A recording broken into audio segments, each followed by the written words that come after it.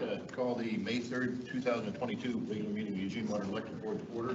The first agenda item this evening is the agenda check. Is there any commissioners or staff that would like to comment about the agenda, make any changes or propose changes?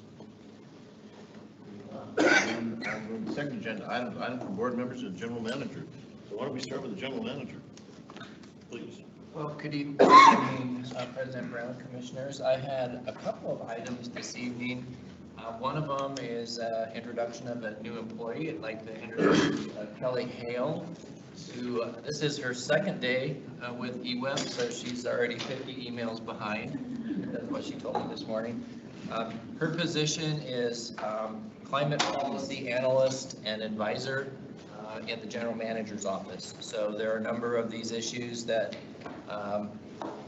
we need analysts and advisors on, and so she's going to be very specifically helping us navigate through some of these complex issues. So welcome, Kelly. The other one is earlier this week there were 2 awards that were given to Eweb at the Pacific Northwest section of the American Waterworks Association. One of them was related to the communications team and our response to the Holiday Farm fire and the watershed recovery work that we initiated with the board. And so that really a credit to our communications team. And so we received that earlier this week. And the second one is for just our general support. We lend staff to American Waterworks Association for research and development on a number of issues. And so this is in this general support and leadership that Eweb provides, and particularly, people like Karen Kelly, who's right behind me this evening, who's on the Pacific Northwest board. So we participate in American Waterworks Association and receive some recognition. So thanks to staff for their participation with AWW. That's it. Okay, thank you. Matt? Nothing from me, sir. Sonia? Well, one, congrats. That's wonderful. Love to hear that. Second, I attended an OCOG meeting. We talked a little bit about some of the challenges that are coming up around the low-income heating assistance program, electric assistance program. Apparently, the Lane Council, or the county, Lane County, is setting up a water assistance program similar to how LIHEAP works. They were looking at the cost of that. Anyway, I connected them with Frank, and Frank's connecting with different staff to see if there's anything that we can do. Really, the costs of running that program are not they're not covered by the 15% that they're allowed to charge. So see if there's any help that can be done there on that side. And I was excited to hear that there's a water program that's coming for assistance as well. Second thing, attended the Climate Town Hall with 350.org a week or so ago, and it was a really good event. Glad to see Eweb staff out there, and we'll see more of those types of events. That's it for me. I attended virtually the McKenzie Watershed Council's last meeting. It was a master class in microinvertebrates. I had to Google up some things to see what they were talking about, but it was very interesting. They will be doing a tour of the Deer Creek restoration this Thursday. So if there's an invitation out to any commissioners or anybody who wants to join on that, I think I'm going to do my best to attend that, unless something else comes up. But other than that, all good. Cindy? I also attended 350's Climate Town Hall, and it was fun to walk around and see all the EVs and the electric bikes. I know that we're coming out with incentives for electric bikes, and we already have stuff for EV charging. And I think that is it. Thank you. And I noticed we have an agenda item. Sonia and I are going to talk about the City of Eugene liaison update, so that's something else. But I noticed there's been before, some members of the board have asked about our investment policies and things such as that. And I'm your OPEB rep, and we have a meeting tomorrow. We manage about $18 million in investments for benefits. And if anybody wants me to make that request to the people at US Bank to find out how we're invested, I mean, the energy sectors, we've got, I mean, you know, different types of things. If you want to see where those investments are, that's fine. I can ask the question, or I can just, you know, go with how you want. Does anybody have an interest in knowing what that portfolio is? Okay, so I think they're listening to me now. They'll know that I'm going to ask the question tomorrow. So de facto, it's been asked, the diversity of the portfolio. So with that, then that's all I have. So the next item is going to be the City of Eugene liaison update. And Frank, you want to take that away and just kind of summarize what our meeting was, or? Sure. Thanks, President Brown. So myself, the city manager, the mayor, and council president Skyred, along with President Brown and Vice President Carlson, met to talk through some of the issues that we share in common. This was the first time that this group had gotten together, so there were some just introductions looking for some common interests. I think there are some common interests around issues such as climate, for example. I wouldn't say that we walked away with particular action items.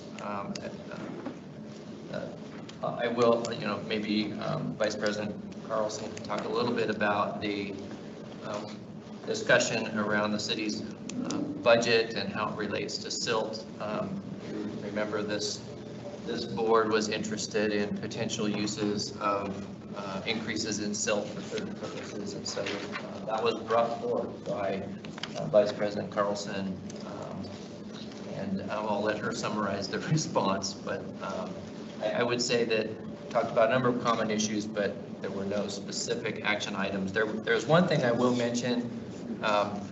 We did hear from the city that relative to the discussions around local policy related to natural gas, that Eweb should expect to receive a series of questions from the city that'll flow from the city manager to myself related to the impacts of further electrification or drivers from the prohibition of natural gas on new construction, for example. So we'll be ready for those questions when they arrive. So I did inquire about the opportunity to dedicate some of the SILT funding to shared responsibility around climate change. And the response was basically that because we put out we have a 5-year forecast that we put out for, you know, rate changes and what that looks like, that they have all of that built into their budget. So it's not a 1-year thing. So it's not like a windfall to them because it's already part of their planning. So they didn't feel like it was necessarily something that was undedicated already. And they also said that there was a budget shortfall coming up, so that would, I think, further impact that situation. We did ask about other opportunities around, you know, building codes and rental assistance as well. You know, thinking about how we deal with the rental stock and partnering together. There wasn't a lot of commitment on anything, but it was. I think they felt like this was more of the first time that this group was getting together, and their relationships were an opportunity there first. So. Yeah, I'll just expand on that. They did mention a $10 million budget deficit, and that there's no way that they're going to use the SILT money. Basically implied that they're not going to use the SILT money for weatherization or anything like that. I kind of took the air out of the room for a second when I said there's some frustration that we haven't seen anything done. I mean, that nothing's getting done. And I think that was kind of countered with, oh yes, there is a lot getting done. Fine. I mean, you know, to summarize it, we walked out of that meeting and it was chat. And there was nobody said this is what we're going to do and this is how we're going to do it, or things such as that. So I share your frustration. You know, we want to get something done, and you know, I don't know where we're going to go with it, but I'm all ears to open up to if people have any other ideas, because it took us 4 months to even schedule a meeting, and then we just talked. Is that good, Frank? One commitment that I did make on our behalf is that, and this is going to be actually part of Kelly's initial work, is that one of the questions that comes up often is that the city has a climate action plan, the CAP 2.0. Eweb is listed in there 95 times, according to the most recent assessment. And what we're going to do is we're going to go through that and analyze the expectations, or at least the assumptions around what Eweb's role is in this, and follow that up with what results we've achieved. It's one thing to have a plan, it's another to pursue it. And a lot of them are very direct things, such as energy efficiency and conservation. For example, our first quarter, about 12% of our energy efficiency work was in rentals. And so, I mean, these are things that we track. So that was a commitment that I made. I made it really on our behalf, but it doesn't come as a result of the city's climate action plan. So we'll take some action. Any other comments or questions about our meeting? Well, I'll just comment as somebody who's dealt with the budget on the city side for the last dozen years or so. That's the answer you're always going to get from budget staff. There's never enough money. And the city has council priorities that they've put out. CAP 2.0 is one of them. If you look in CAP 2.0, there's a bunch of things that are in there that are unfunded. And for us to try to help persuade the electeds on the other side of our counterparts is one way to tilt that balance. You know, the city manager and the budget and the finance people have a fiduciary duty to do what they can, but there's also, if there's a directive from the budget committee and it's forwarded by the city council, they can make those things happen. So I don't want to push the lever too hard, but I think we can still lean into some of the things that we feel will help move the needle on some of these important issues. And I think it's imperative that we do that at any opportunity. It did seem a little bit like the building code issue was being pushed more towards the state side, that people didn't really want to touch it. And the mayor did mention that she's a part of a working group that is looking at the state building codes, and that perhaps there might be some opportunity there. So that was another little nudge to help from the statewide perspective on that issue. Yes. So this is the third maybe iteration of people from Eweb who are meeting with city council. So there's always going to be like a every 2 years, or always going to be a getting to know each other group, and maybe the strategy for us could be once Kelly goes through the CAP, and looks at like the things that we have been working on, where it mentions us and what we've been working on. Maybe just if we could identify, I know we have identified low-income housing, but maybe there'll be some more specific things that come out of it that also help further our own interests that are maybe not as huge of a lift, that we try that the next time. I feel like if you have like 1 or 2 blue ones, maybe that would open up to something bigger. But I do think, Kelly, with you coming on, that will be a help to us, and hopefully we can. I remain cautiously optimistic, but it is a bit frustrating. Yeah, there was a comment at the end where they said, well, we've made it hard on them because we're so affordable and so green, it's hard to make any headway in meeting some expectations and reductions, because we're almost there, with our carbon-free portfolio and our affordability and things like that. They say it's challenging to make certain things work. I get that, but certainly not going to raise rates because of it. So go from there. All right. Anything else on the City of Eugene liaison update? If not, I'm going to go to the next agenda item, and that's public input. And I'm going to public input and let people know that There's 2 people in the queue on the phone and 2 present, and so I'm going to call on the phone people first. They were there, and basically, if you're participating by telephone, please remember to unmute your call, press *6 if you're calling from a landline, or simply use the unmute button if you're calling from your cell phone. After everybody's testimony, each commissioner will have an opportunity to speak if they choose, although by policy, we do not engage in the back and forth. Everybody has 3 minutes. At 2 minutes and 45 seconds, you'll get a notice that you're getting close to the end. Just note that the failure of a commissioner to speak will not be construed as support of or opposition to your testimony. If your question is presented by a speaker, the board does not provide an answer, and Eweb staff member will contact the speaker so the question can be addressed at a later time. The first person in the queue is Tom Peck on the phone. Tom? Yes, I'm here. Yeah, we can hear you well. Thank you. Can I start now? Yes, please. Great, thank you very much. Yes, my name is Tom Peck. I live in Ward 1 in the Friendly neighborhood, and I would like to thank Eweb for the opportunity to address you tonight.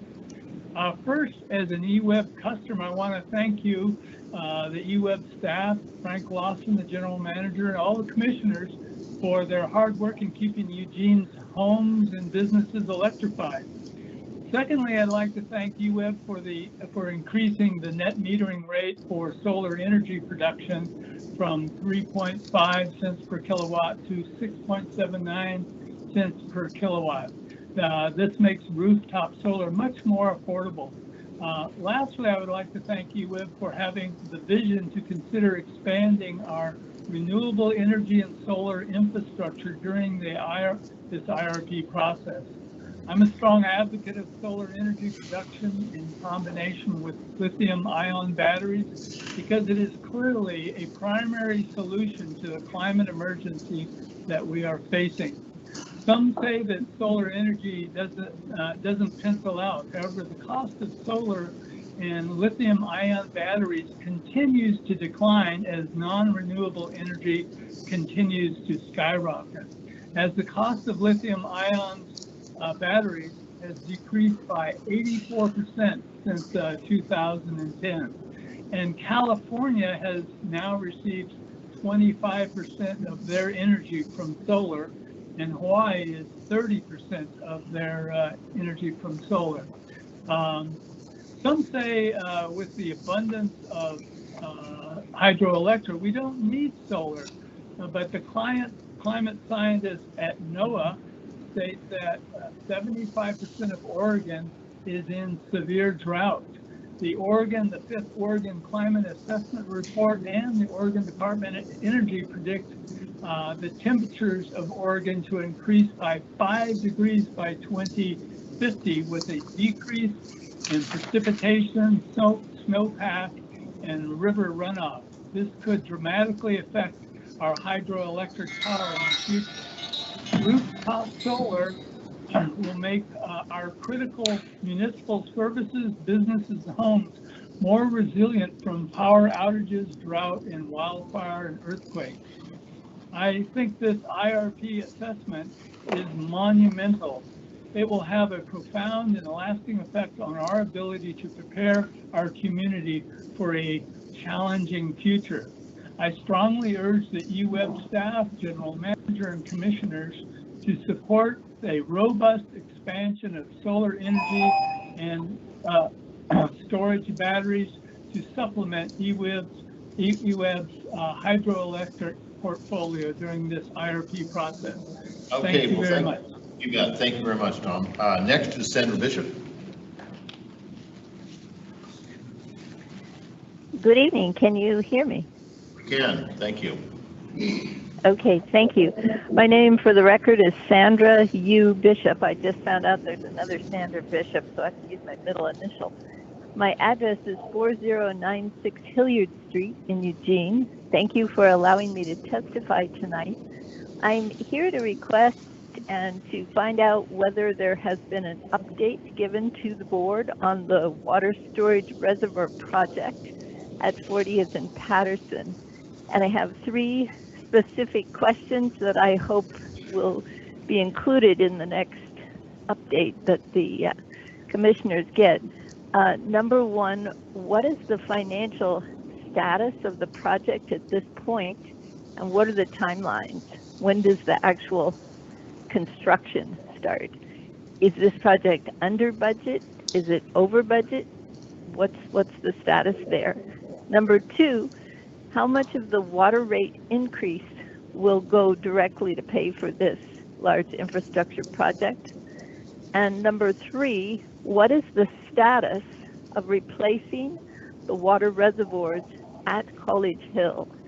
The reason used to justify pushing forward with the project at 40th and Patterson without any citywide or utility-wide public hearings was the urgency of the need to shut down and replace College Hill. Eweb, just for the record, does not have permission in the Metro plan to build 2 water storage reservoirs at 40th and Patterson. The idea was to build one here and then move immediately on. I have the quote somewhere of commissioners saying this, to build 1 reservoir at 40th and Patterson and then move immediately to rebuild College Hill. So when is that going to happen? So greatly appreciate being able to testify tonight. Thank you. Thank you, Sandra. Nobody else on the phone? Is that right in? That's it? All right, next is in person, Will Rutherford. How do we do this here? Right up to the podium. Okay. Put your money right in the little slot there on the left. There is a spot for it. Good evening. I'm Will Rutherford, and I'm a VITA resident and an Eweb customer, electric only. And I just have a few comments about the Upriver meeting that you folks hosted here a couple weeks ago. Generally, all good comments, too. Starting with the staff, I think you were really, really well prepared to do what you did in a positive way that night. And I think that the tone of the presentations were all positive. The way the presentations and the tables worked neutralized some potential arguments by putting facts in front of folks before the meeting. So I think the meeting was built nicely. Staff did a tremendous job. There was it seemed like a lot of Eweb people present at the meeting. And I was listening for reaction to that, but I heard none. So I think you had the right people there and in the right numbers, close anyway. I had a couple of questions for the billing staff, and they just did an outstanding job of satisfying what I was searching for. The program package agenda with the attachments was excellent also, although a lot of people haven't accessed that yet. My intention is to let that be known a little bit more. Commissioner Brown, you did a great job of facilitating that meeting, which I thought was going to be a little bit more controversial than it was. And I think commissioners listened. And I think people understood you were actually listening to what was being said. So it was not a confrontational meeting, and I think it was pretty positive. These are just my comments. From a resident perspective, it was, I think, well attended, and I think the meeting went well in both the present and hybrid versions of it, because I got good comments from several people about the hybrid version also. So I think that was good. I think this is the best meeting we've probably had in the 10 or 12 years that I've been attending those kinds of meetings, the years that we've had.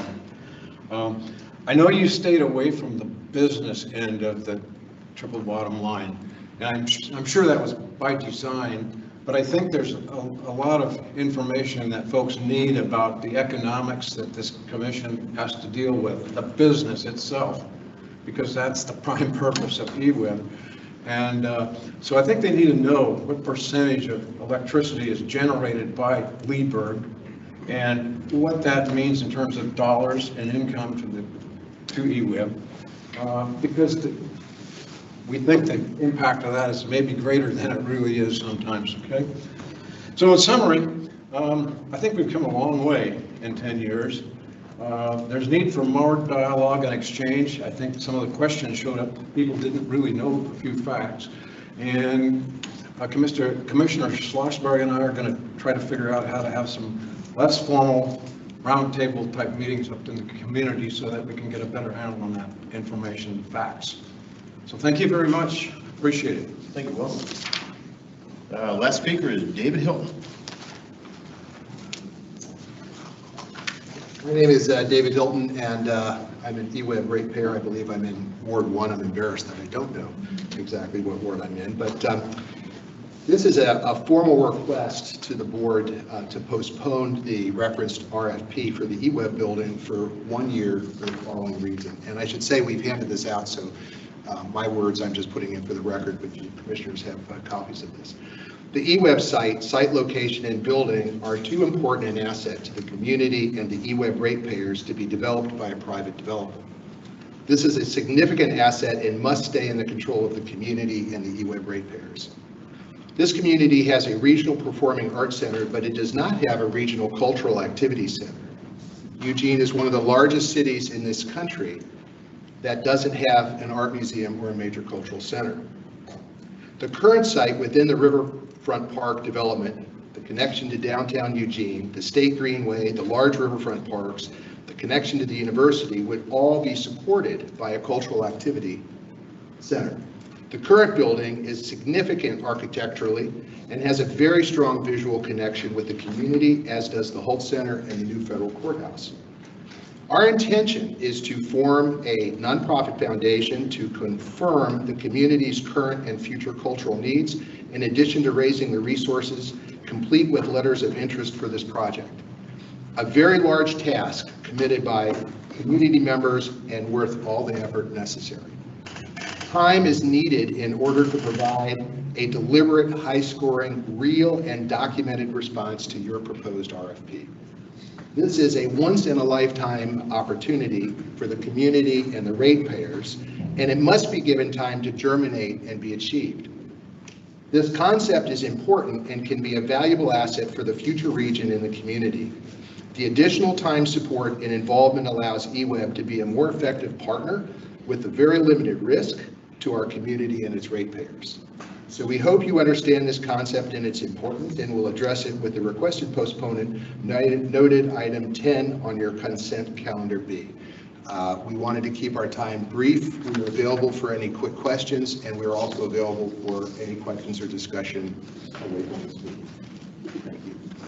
Thank you. Anybody else signed up or on the queue? That's it. Well, then I'll close the public input, and I'll ask for comments from commissioners.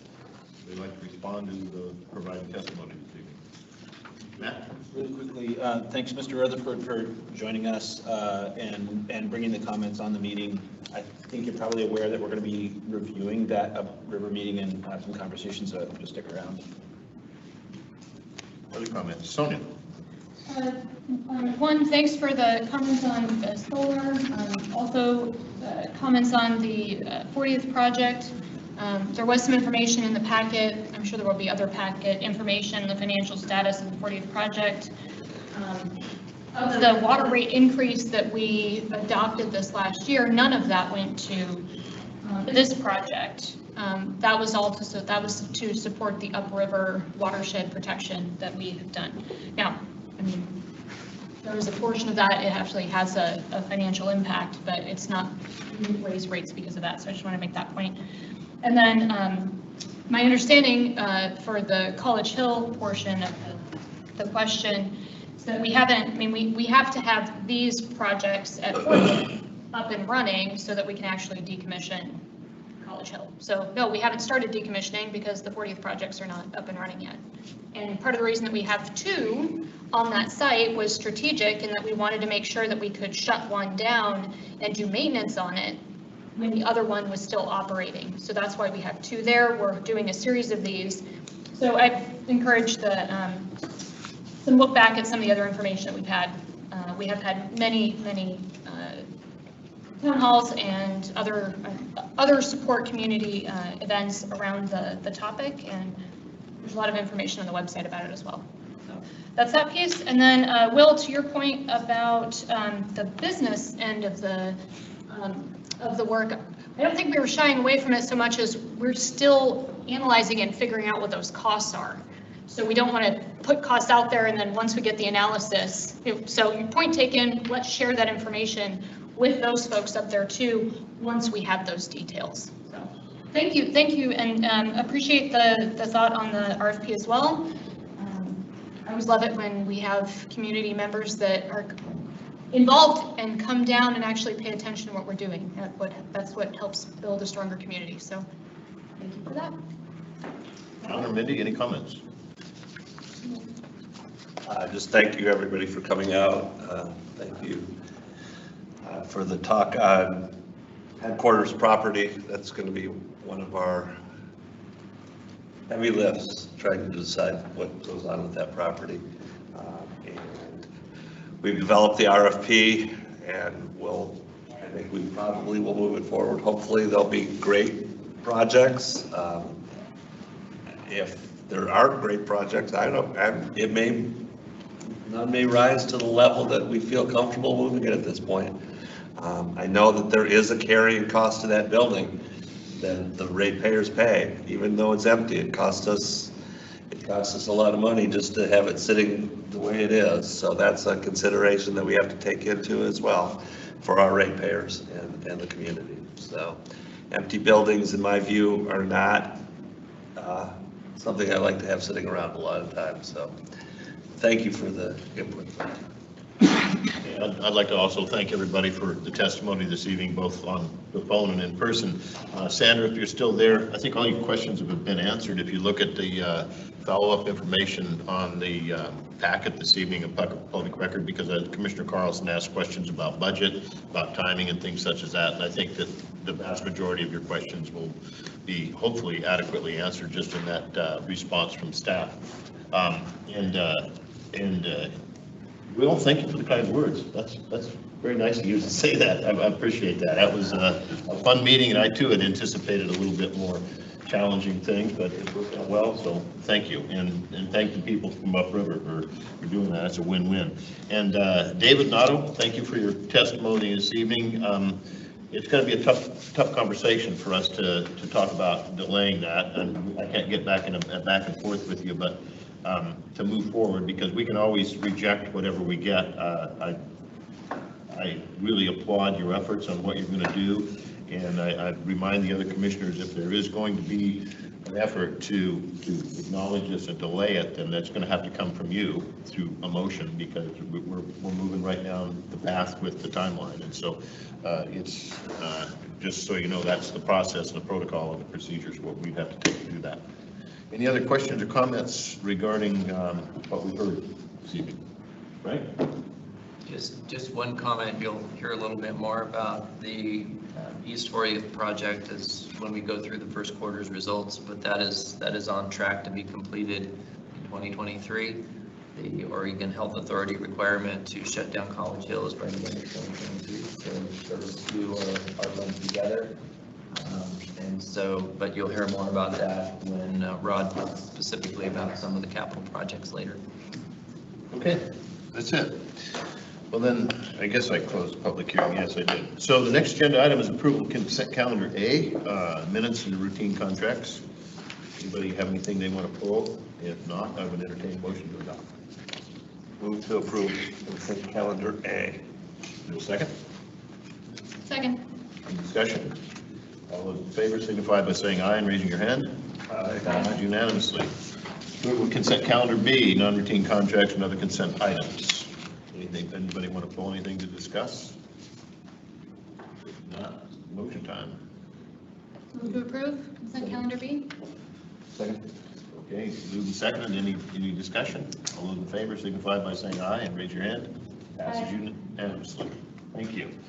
All right, the next general item is Upriver meeting follow-up discussion, agenda item 8, the Board of Commissioners. So, Frank, you want me to take that? You want to take it? Yes, please. Take it. John, you might want to turn your camera on. Say again? You might want to turn your camera on. It's not on? Shows it's on. Let's see it, JB. Keep me from getting here late, but my camera shows it's on, but so I apologize. Up in the, okay. You good? All right, thank you. Well, as far as the meeting, Will kind of gave us a good summary of his perception it was, and I'd anticipated some people getting pretty aggressive with us on the estimated reads on the meters, and I know that some of the people in the real estate world weren't happy about the process, and I heard about quite a bit of that, but that aside, I would like to echo what Will said about staff and preparation. That was, of all the meetings I've had up there, that was probably in the top 2, if not the best meeting we've had, because people were there, they were engaged, they were asking questions, and it was packed. And that was really a good thing to do. And so whatever we did, let's do it again, in my opinion, do it again and do it right, and engage with people, because they do, we are the single largest impact on the Mackenzie River, and yet they don't really have a voice through us. They do, but they don't, and so it's good to make sure that they still have that voice through us collectively. So, Sonia? I thought it was a great meeting. I really, I think that the right topics were discussed there. I just wonder if maybe we could do something that's like a town hall type style in Eugene too. Obviously people can come and testify and do that down here, and it's much easier to get around. But I don't know. I'm throwing that out there. I'm curious if any other commissioners have those same thoughts, but if not, no big deal. I really appreciated the presentations, how easy it was, and the fact that we had such, an easy time being able to talk with constituents and people who were interested in those. Other comments? John? Yeah, for me, a couple of the takeaways were, after being engaged with the Mackenzie Watershed Council for the last year, I think that a lot of the good work that we've done up there since the fire really helped the tone in the room.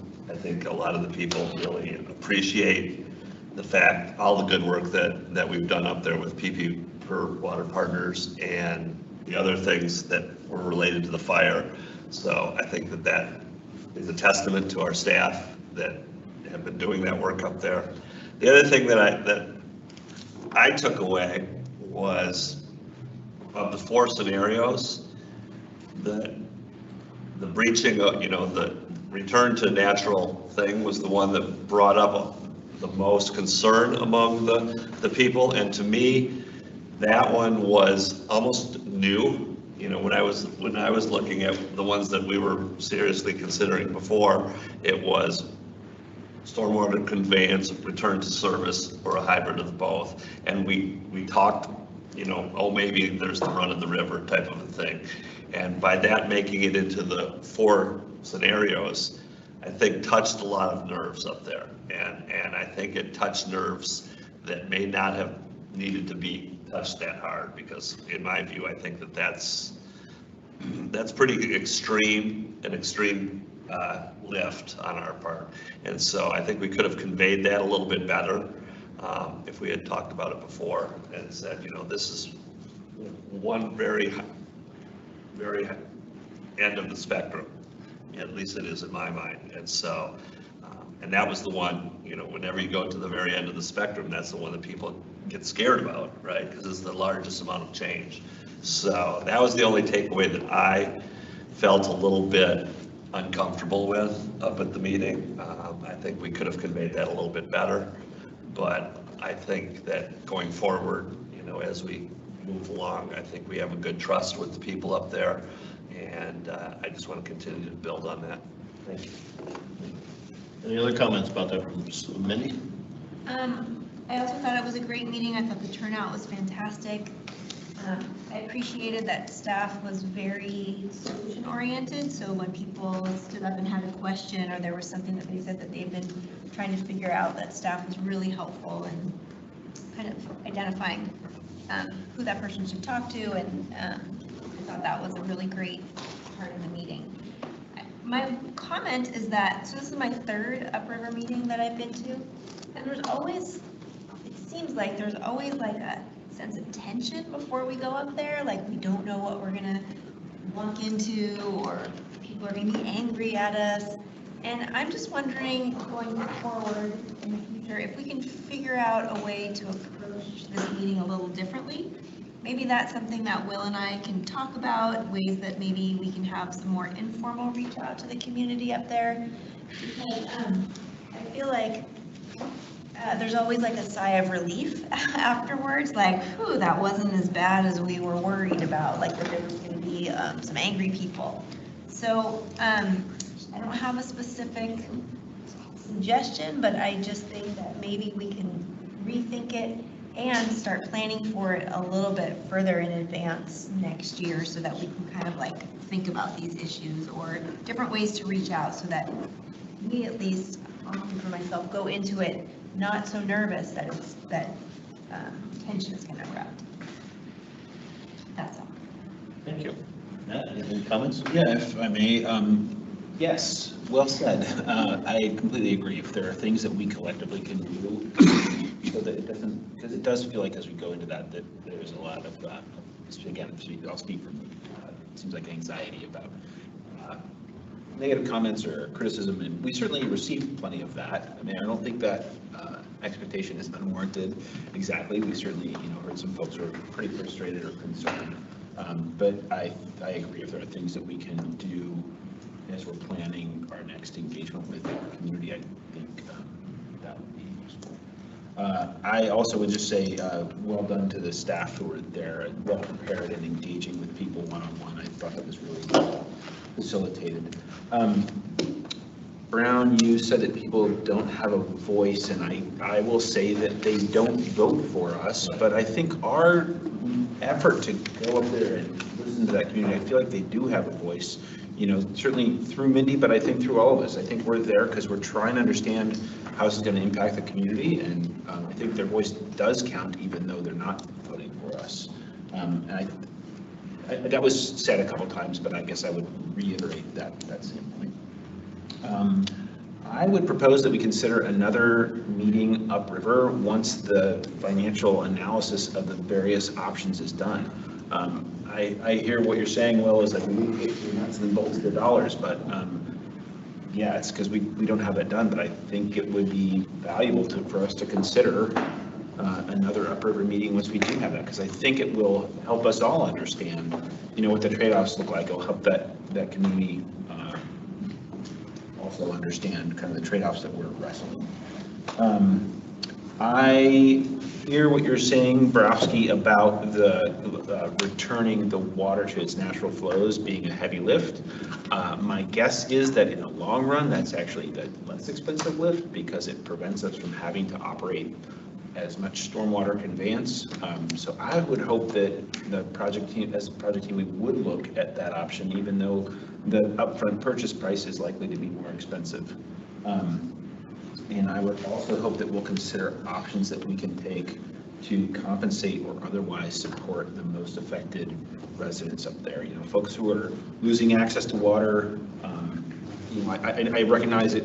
We have to think about the implications for that and the precedent that sets, but I'd like us to at least think about how can we make an adjustment. Whatever we do, there are people are going to have to adjust, and how can we make that as reasonable as possible so that folks aren't out on those.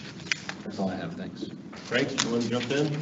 Yeah, thank you, President Brown. So first of all, a couple things. I did want to thank staff for their preparation. I will say that we do start preparing for this meeting months in advance, and as part of that, we have to try to predict what the emerging issues are going to be. There's always an emerging issue, whether it's in town or upriver. I think part of the I wouldn't necessarily refer to it as we're anxious about the meeting. Part of it is that we don't go there but once a year. So when you go there, you want to put your best foot forward, and we recognize that there are issues that directly impact people in the McKenzie Valley. So I want to compliment staff for their preparation, but also their response to what were some difficult and challenging questions that were phrased in emotional ways. And I thought that they were very professional in their responses.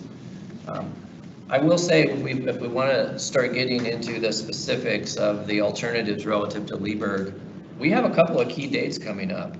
This was, we prepared an overview based on the work that is in process. So June 16th is a work session where you'll get a TBL update. You will also get another one on August 2nd. And so there's two upcoming meetings where more and more of the details behind the financials, for example, will be discussed with the board. So I want to compliment staff for that. I know this is a complex issue. It touches a lot of fronts, and there'll be a lot of details to work through.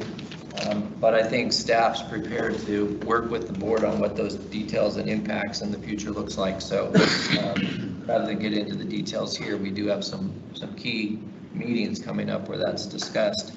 I thought probably the weakest point of the meeting was I really thought that we could have emphasized the fact that we do have representation up there. In fact, if you look back at the history, which I did after the meeting, 4 of the 5 of you represent specific wards, and Eweb has always had some service territory outside of the city limits, and thus the 5th position was actually part of its creation was to represent those who are not directly in a city ward. And so I think Commissioner Schlossberg has that opportunity to really step forward and say, I am your liaison here, I am your representation, even though I think we all genuinely care about that community, and show that by having a meeting up there every year, even though they're 3% of our certain number of customers. So whether it's town halls or whatever, I think there's an opportunity there. To your point, Commissioner Carlson, pre-COVID, we had some open houses here in Eugene, and I think that as COVID sort of has put a wrench in the spokes there, but I think that we can look at potentially getting back to some of those types of outreach forums. So I think we're open to that. And thank you, President Brett. Sure. So I'd just like to kind of wrap this up, because I know I heard some people saying they wanted to maybe have another meeting upriver and give them the opportunity to see what the TBL is. Well, TBL on Leberg and 30 minutes for wildfire mitigation. That's the only two things on that work session. But we go to August 2nd, we're already oversubscribed by a half hour, and we've got a ton of other stuff on the agenda. So if we're thinking about a meeting up the river to let people up there listen to what we're talking about, the money and the economics, it looks like June would be the one, but if that would be a group conscious, you guys, do you want to try and hold that meeting? I mean, logistically, Frank, can we do that? Hold the June 16th work session up there? I do not know the answer to that right now. We don't know the availability of the facilities and other things. I won't be able to make that at all if we do hold it up there. Just Up there, or just at all? I'm still going to try to make it to here, but if it's up there, then I won't be able to make it. Okay. All right. Others? Indy? Well, just one idea, I don't know what the availability is of the various spaces there, but it could be, we have these meetings broadcast, like we could invite members of the community to go to one of the spaces there and as a group participate virtually. That's an idea. Good. Sonia? It's a work session, right? So Work it's not- session. It's We have not a work really- session and then a regular agenda on the 2nd. Oh, we do. Well, June on the 16th is a work just a session. work session. So what I'm saying is there's not really a time there where it's public feedback necessarily. It's really just, it's our conversation. I mean, we can accept public comments in a whole number of ways. I mean, people can email us, they can call us, they can, do that kind of thing. But that meeting is not specifically a public input sort of meeting. And I don't know of any of them that are. I mean, we have public input before a meeting, but if we're... On the work sessions, we don't typically have public No. hearings. Not at all. Okay, so August 2nd is Yeah, but it's publication. That was jammed, everything under the sun. jammed agenda, and there's a bazillion other things on there that would have no interest upriver people, so. Do we have was there like a sign-in sheet or anything? Were people able to sign up so we could communicate with them about some of these issues? If it was, maybe it would be a good opportunity to email them and say, here's follow-up on this topic. Can you do that? I've got John and then Matt. Yeah, I think if we could publicize, what we're going to be talking about, try and get something in the river reflections, saying, hey, this is what we're going to be following up on that. There's going to be a lot more information on it. This is how you can tune in and see it. And if you want to come and sit in the back of the room, you're more than welcome to do that. I think that would, at this point, with it being such a short turnaround, I think that would be our best, in my view, that would be our best strategy. Whether it's taking an ad out in River Reflections, letting our partners upriver know, Mackenzie Watershed Council, I'm sure they could blast it out. They've got a ton of emails. And just do a public outreach to let people know. I think that would be our best and easiest way to go about it.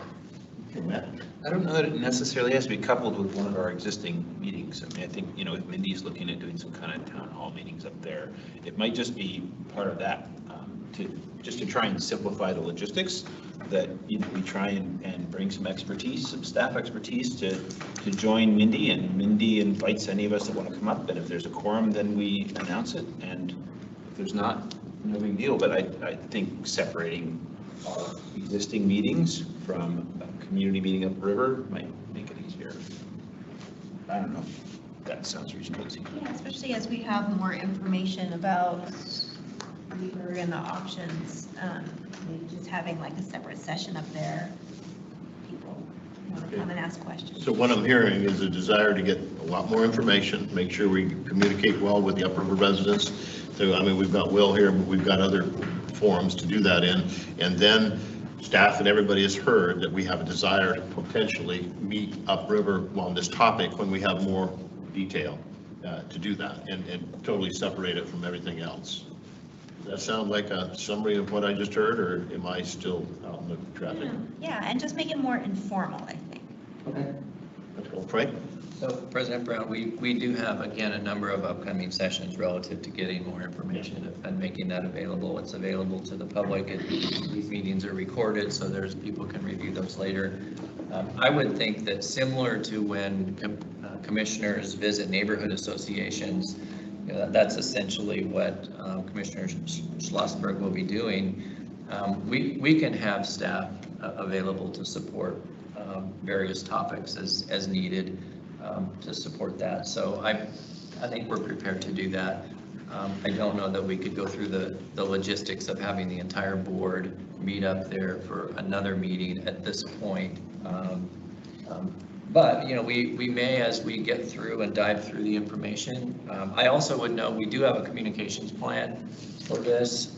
We'll review that and make sure that we can incorporate things like town halls, I guess I'll call it a town hall, Mackenzie Hall, whatever we want to call it, for that, and just make sure that we advertise, we make sure that the word is out, that this topic is coming up at certain times. So I'll work with staff on that.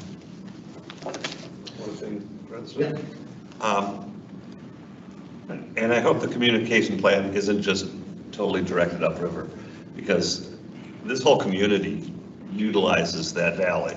I don't live up there, but I feel connected to it, and I know that a lot of our ratepayers and our customers do as well. And so just to say, the people that live in the Mackenzie Valley that are our customers are the only ones that we really want to reach out to. I think we want to hear from the broader community, because like Frank said at the meeting, this is a legacy project, and you don't want to just hear from 3% of our customers. I want to hear from as many customers as we can on this to help make an informed decision.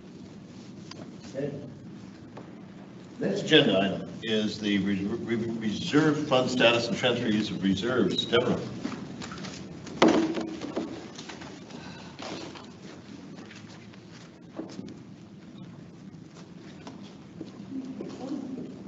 Oh, no, you're not. It looks like I need to bring my own chair.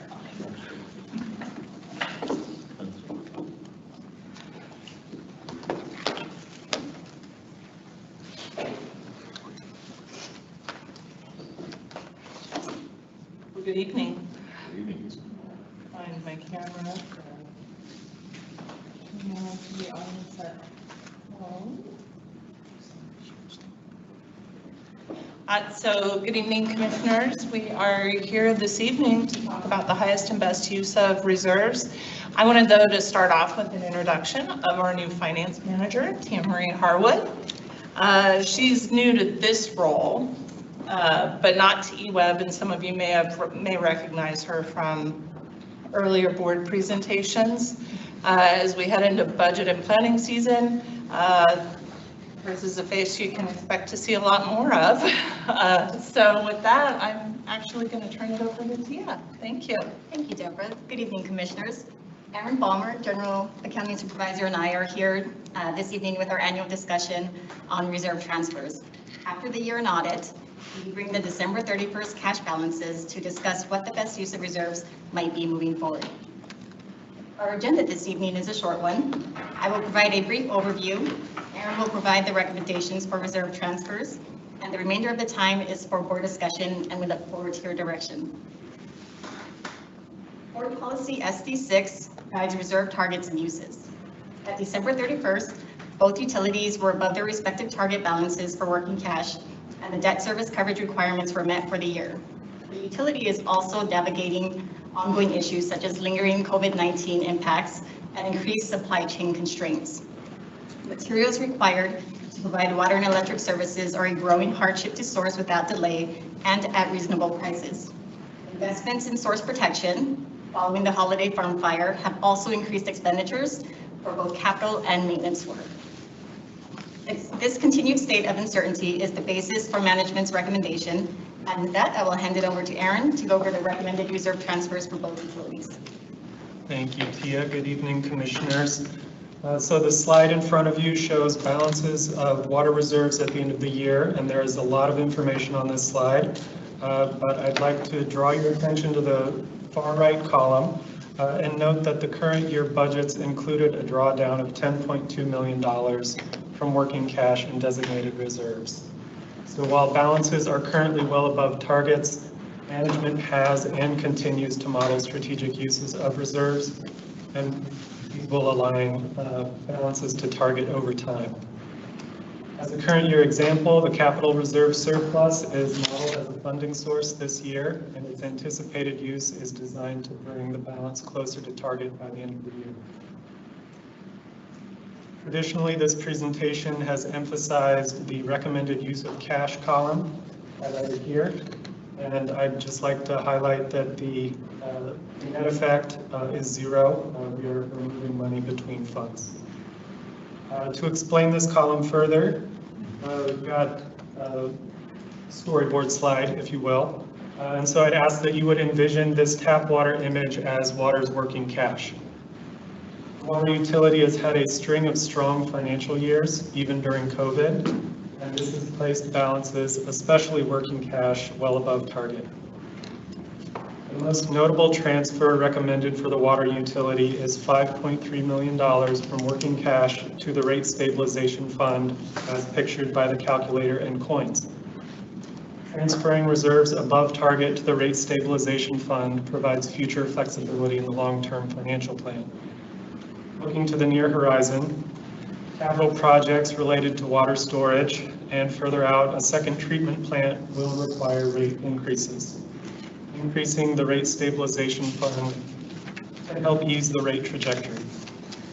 I would like to note that long-term financial plans will be presented to the board in July, and they will include strategic uses of these funds as a means to defray rate increases associated with borrowings. Next proposed transfer is $151,000 from working cash to the pension fund. This is driven by policy.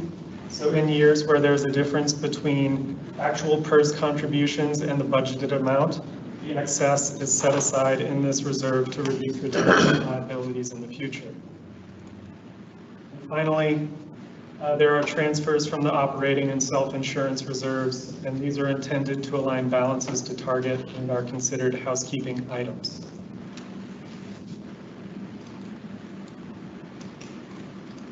Shifting gears to the electric utility. Again, a lot of information shown here, but I'd like to again draw your attention to the far right column and note that current year budgets included a use of $13.3 million, acknowledging the surplus in reserves and actively managing to draw it down. I will note that management anticipates the rate stabilization fund draw will not be needed in 2022. And I'll touch on that in the next slide. Again, traditionally, this presentation has emphasized the recommended use of cash column, and again, the net effect among cash is zero. So following our storyboard approach, I'd ask that you'd envision the electric system working cash as a light switch. And the story for the electric system is headlined by price volatility and energy markets.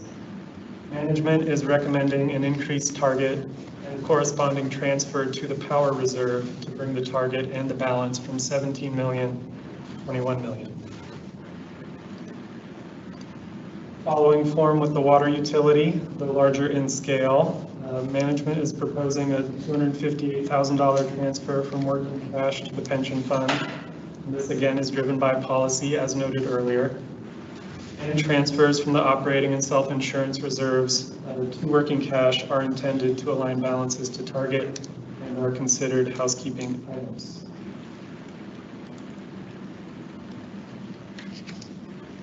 Keeping with the electric system and making some room on the storyboard, for the capital improvement reserves, staff recommend increasing the target from 22 million to 23 million.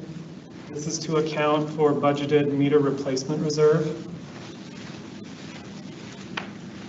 And as noted earlier, the current year budget did include a draw of $9.9 million from the rate stabilization fund, and this was for capital projects. Spending projections from the latest quarterly reports indicate that these funds will not be needed this year. The staff will continue to monitor the need. Any corresponding transfer will be evaluated at this time next year. So for today, remaining funds above target in the capital improvement reserve present an opportunity to deposit to the rate stabilization fund. Management is recommending a transfer of $2.2 million from the capital improvement reserve to the rate stabilization fund. With large infrastructure outlays on the horizon, notably Carmen and Lieberg, and future debt service coverage ratios being a stressed metric in the long-term financial plan, transfers today to the rate stabilization fund further flexibility in the long-term financial plan and specifically ease stresses on the debt service coverage ratios. And I'd note that the 10-year long-term financial plans will be brought to the board in July and will include a strategic use of these funds as a means to defray future rate increases associated with borrowings. And with that, I will pass it back to Tia for next steps. Thank you, Aaron. So we are asking for board direction tonight on the recommended transfers for both utilities. We will seek board approval at the June 7th meeting, anticipating that this would come back as an item on the consent calendar. Okay, thank you very much. Good presentation. I'll open up the queue and see. I know John B, he loves this stuff. So he just loves and lives budgets. I do. You want to Start start? to kick it off? Please do. So, first off, thank you for the presentation and the recommendations. Again, I haven't gone through a ton of these. This is my second year going through these. It seems like pretty large year-end balances that we're being asked to allocate here. Do you see this as a norm, or is this outside of the norm to be having this type of excesses? The water utility has had back-to-back really strong years that has given the board an opportunity for some rather large numbers to move. Do you want to go to the electric utility?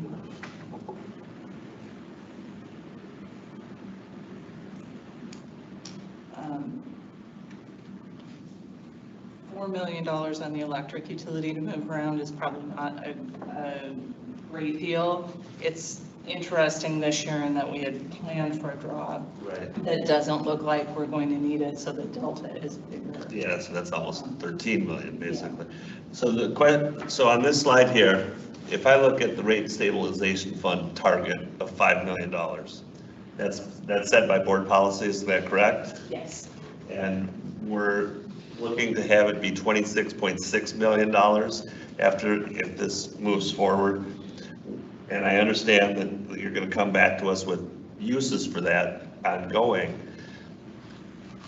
How did it get from a target of 5? I mean, how many years did it take us to get from 5 to $26 million in rate stabilization? So the original seed money, maybe for lack of a better word, was actually existing cash on hand that had been intended to fund Carmen. And so the board has designated or has anticipated expressly the desire to staff to defray future borrowing costs with that. And we had intended to start doing that this year with the $9 million draw, but because of supply chain issues, we're not needing that money, and we'll model it for a future use. But it's been over time, but there was a large deposit, and I would have to go back to the history to make sure I gave you the right numbers. Yeah. Sale of, Frank? I was just going to add in, Commissioner Borowski, that when we redid our bond covenants a few years ago, part of that was the seed money that Deborah talked about, and we were able to actually transfer money into the rate stabilization fund without a sacrifice to debt service coverage. It was sort of a one-time only because we redid our covenants. That's why it didn't start at 5 million. It started with this money that was previously targeted for Carmen to offset borrowing. That's how we got to that point. Okay. And then I guess, so when you come back to us with the targeted uses for these, are you looking at refinancing debt now before interest rates go up, or some of those types of strategies for this money? So our debt, the lion's share of our debt was funded a couple of years ago, and we've looked and there's not savings to us at this juncture. So what I'm anticipating we'll come back with is reductions in what we would have needed to borrow for some of those large projects, and we'll look for strategic timing of those uses in order to maybe better smooth out the rate trajectory. Okay, great, thank you. Other questions, comments? Sonny? I had a similar thought in that there were really big balances at the end, and so I will look very closely at that, because if we're asking people to raise rates and knowing that we're going to need to take in more money, I can't look at anybody with a straight face and know that our target is this and that we're not using it. But I do appreciate that you have listened to our requests in the past to smooth out those increases, and that this is part of that work. Thank you for following through on that. I have a question that may, I don't know if it's appropriate or not, but I'm going to ask it. So we've got a stranded pile of money on Lieberg and Walterville, what, $140 million we borrowed or 20 years ago or a period of time ago. We're halfway through it, and we have no revenue to offset it. So we've got, for math purposes, what, $80 million that's we're serving debt on that we're not generating any revenue from. And is that, when we talk about these reserves and things such as that, that's totally outside of this conversation? I mean, where does that gap sit in our overall budget? Because I'm looking at the other holes we got coming up, but we borrowed all that money to license them, and now we're not generating half the revenue we thought we were for another 20 years. So is that something that we need to think about when we're moving this money around? Because I know that you said you had 9 million, 10 million bucks you were going to use for the electric, and you're not using it this year. I'm just thinking about how we're going to crawl out of that. So when we look at uses, we're looking at what our future borrowing costs will be, what we're currently paying on debt. And so there have been times when this board has used a large chunk of money to refund debt because that produced the greatest overall benefit. We could use this $9 million to pay off existing debt, but likely would pay more to then need to borrow to build for one of the major projects in the future. So that's the kind of, we look at those opportunities. Yes, we do. Frank? I was going to add in that when we consolidated some of our debt a few years ago, any remaining debt associated with Lieberg was absorbed into that debt service coverage for the refinanced amount. From a go-forward budgeting perspective, we do incorporate in our long-term financial plan forecasts associated with generation. For example, we have several years where we're not forecasting any production out of Lieberg, and depending on the direction that this board takes, we may either extend that forever or pull in to some future time frame where Lieberg could start producing.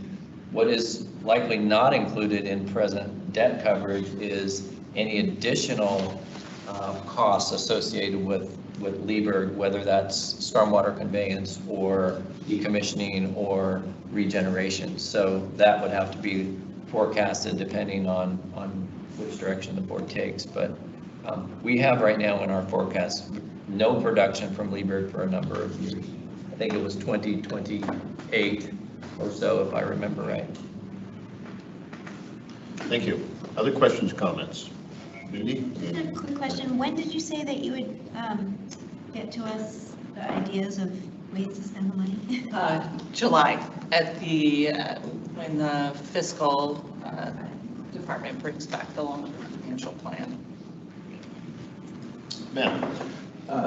Thanks for the presentation. My sense over the last year of these conversations around budget, I have been super nervous just about inflationary pressures and these huge capital expenses that feel like they only get bigger. So it's good to see a surplus, although some of it is really just because we can't move forward on projects, right? So we're going to need that money down the road to do projects we just haven't been able to do.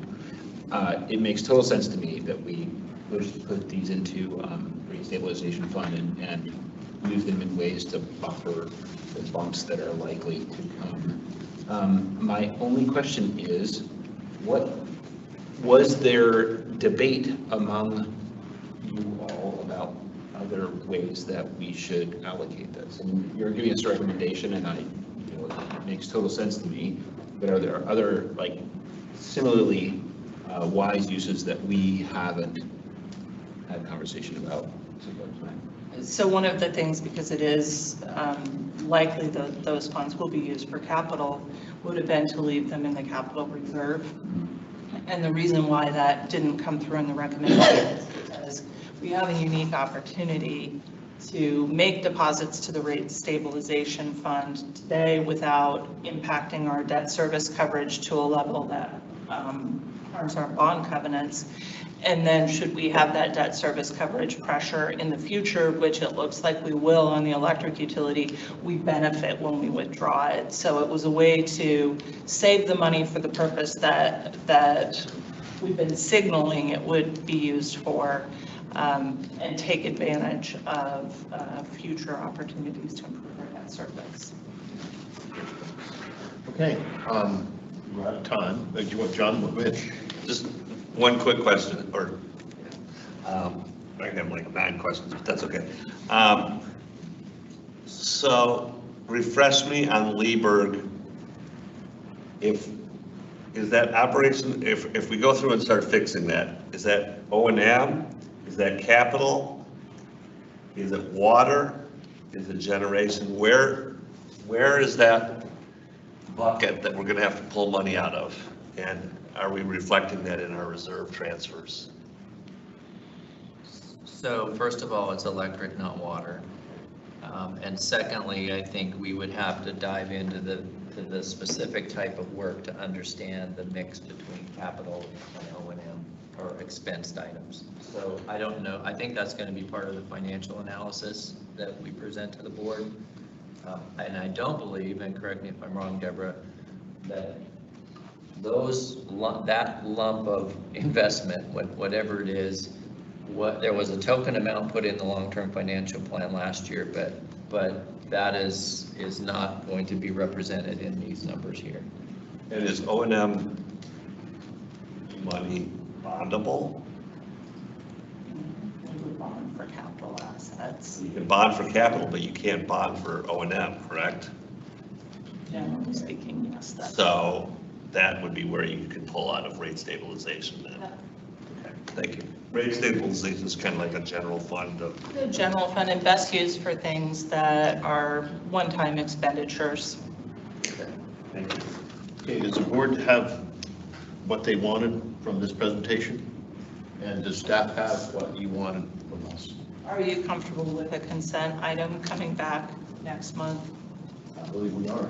All right. And any objections to it or any recommendations, so bring it And we back. can always pull it at that point if we have more further questions. Yes, you can. Thank you very much. I know.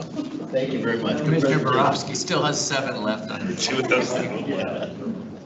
Okay, Frank, annual strategic plan review. Someone needs to pass me the clicker.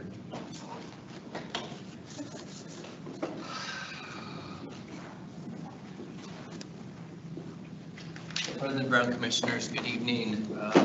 This is an item that we historically like to bring back this time of year before we enter into the capital discussions, as well as some of the financial discussions resulting from that. This is probably a little bit soon for the board, given that we spent a number of work sessions last year going through the strategic plan and providing updates for it. So I'm wondering if, Holly, can you just advance that for me? Thank you. So the plan originally from 2017 covered 11 years, 2018 through 2028, and next month we are exactly halfway through the strategic plan that was originally developed. One of the key challenges that we are facing is that the planning and the operating environment of which we are dealing with is very dynamic at the moment. There are a lot of changes occurring in the industry.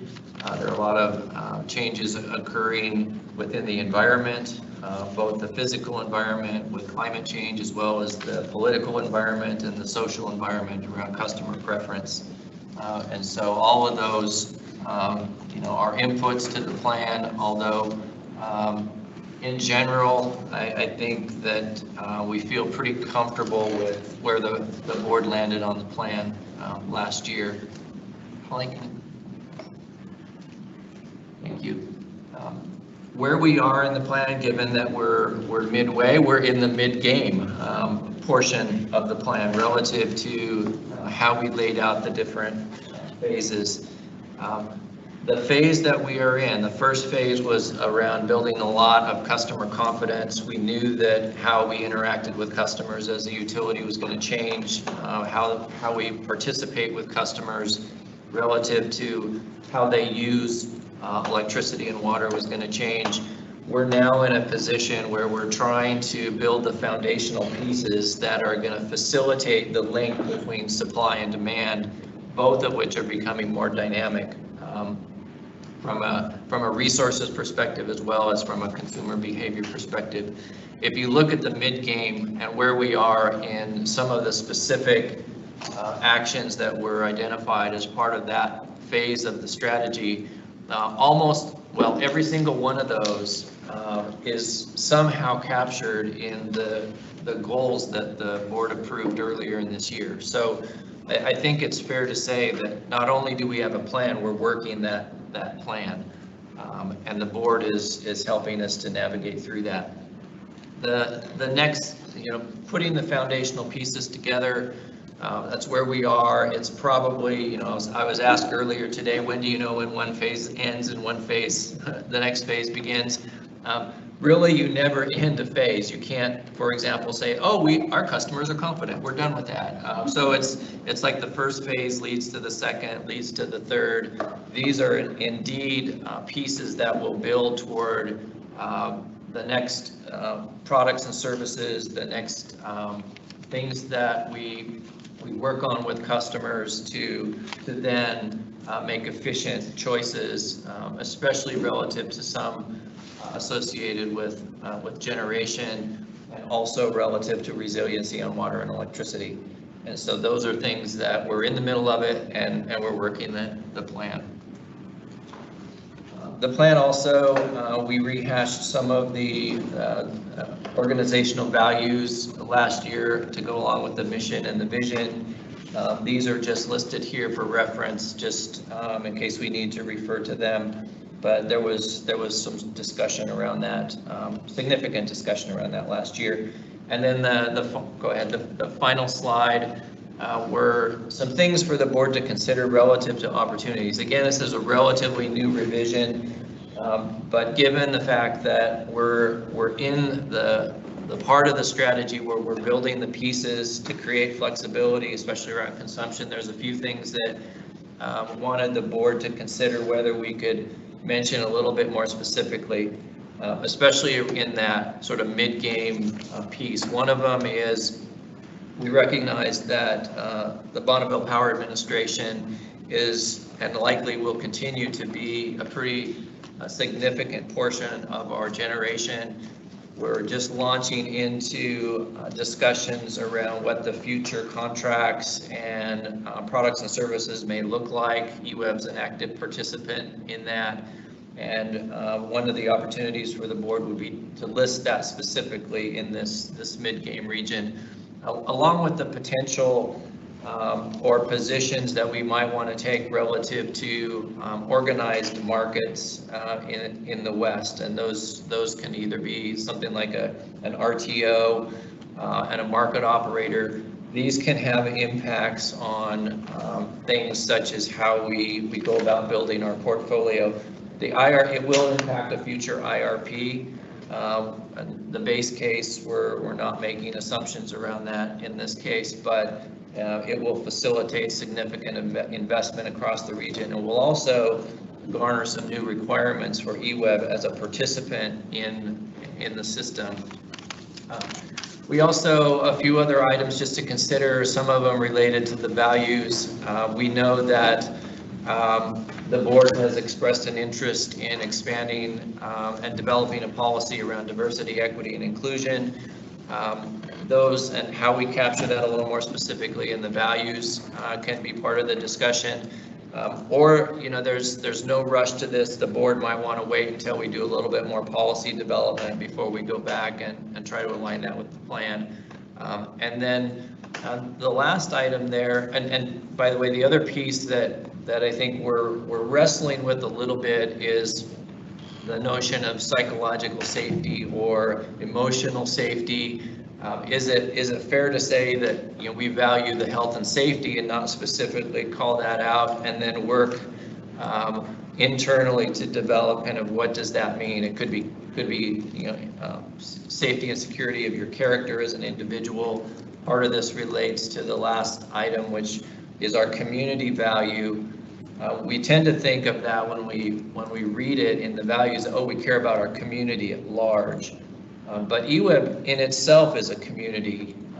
You know, our employees are part of a community. We're in part of a federal nation that's a community. So we wanted to give a little bit of thought to are we capturing community correctly by really talking specifically and really only about our governance and our relationship with our customer owners, as opposed to the fact that we are indeed a community on our own.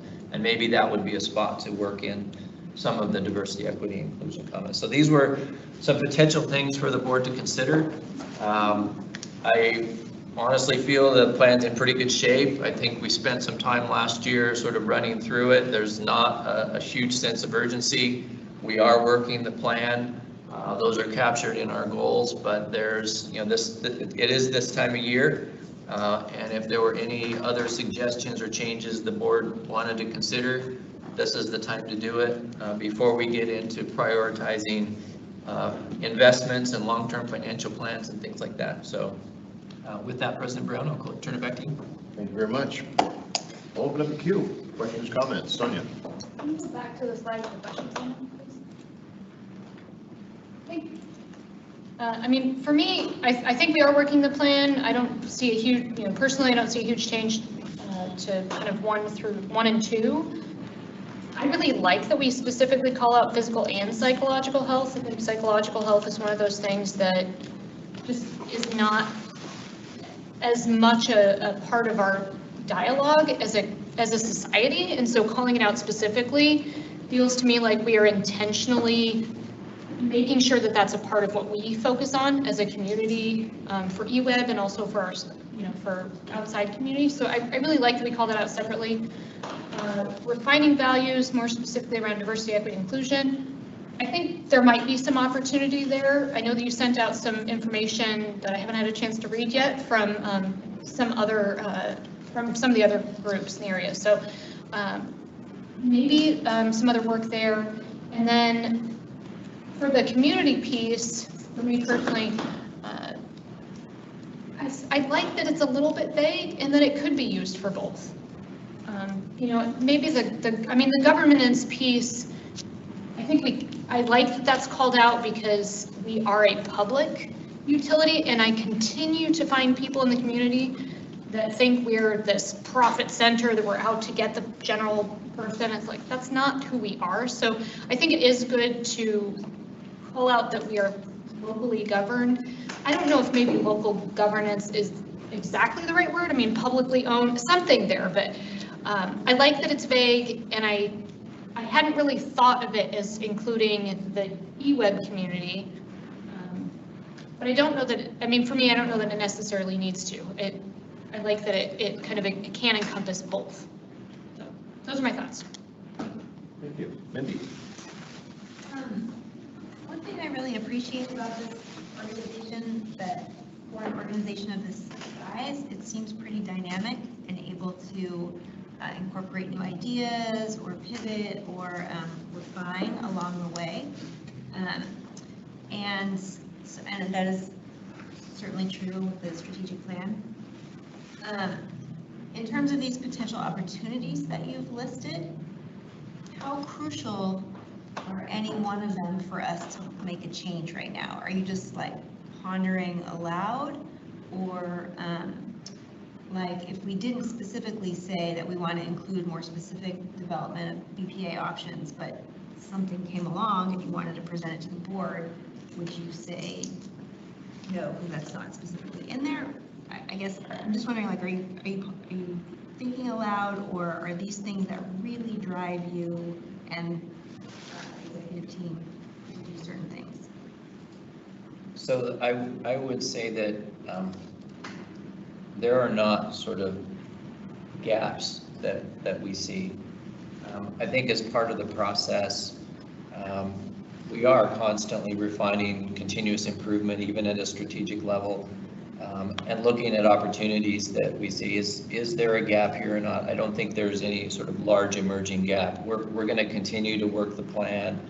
We're going to continue to talk to Bonneville, for example. But that one in particular, so the number one item up there, that is a really important ingredient in getting to the third phase. So, by the fact that it's really important, it would probably warrant being listed as part of the mid-game deliverables. Short of that, the others are opportunities, they're work in process, and there's things up there that we think will evolve. And if there is a point where we work with the board on further diversity, equity, and inclusion work, and we come to a point where we feel like we're really close on some policy work, we may look back at the strategic plan and go, we need to align these two. So, but there's no gap as you would describe it from a sense of urgency perspective.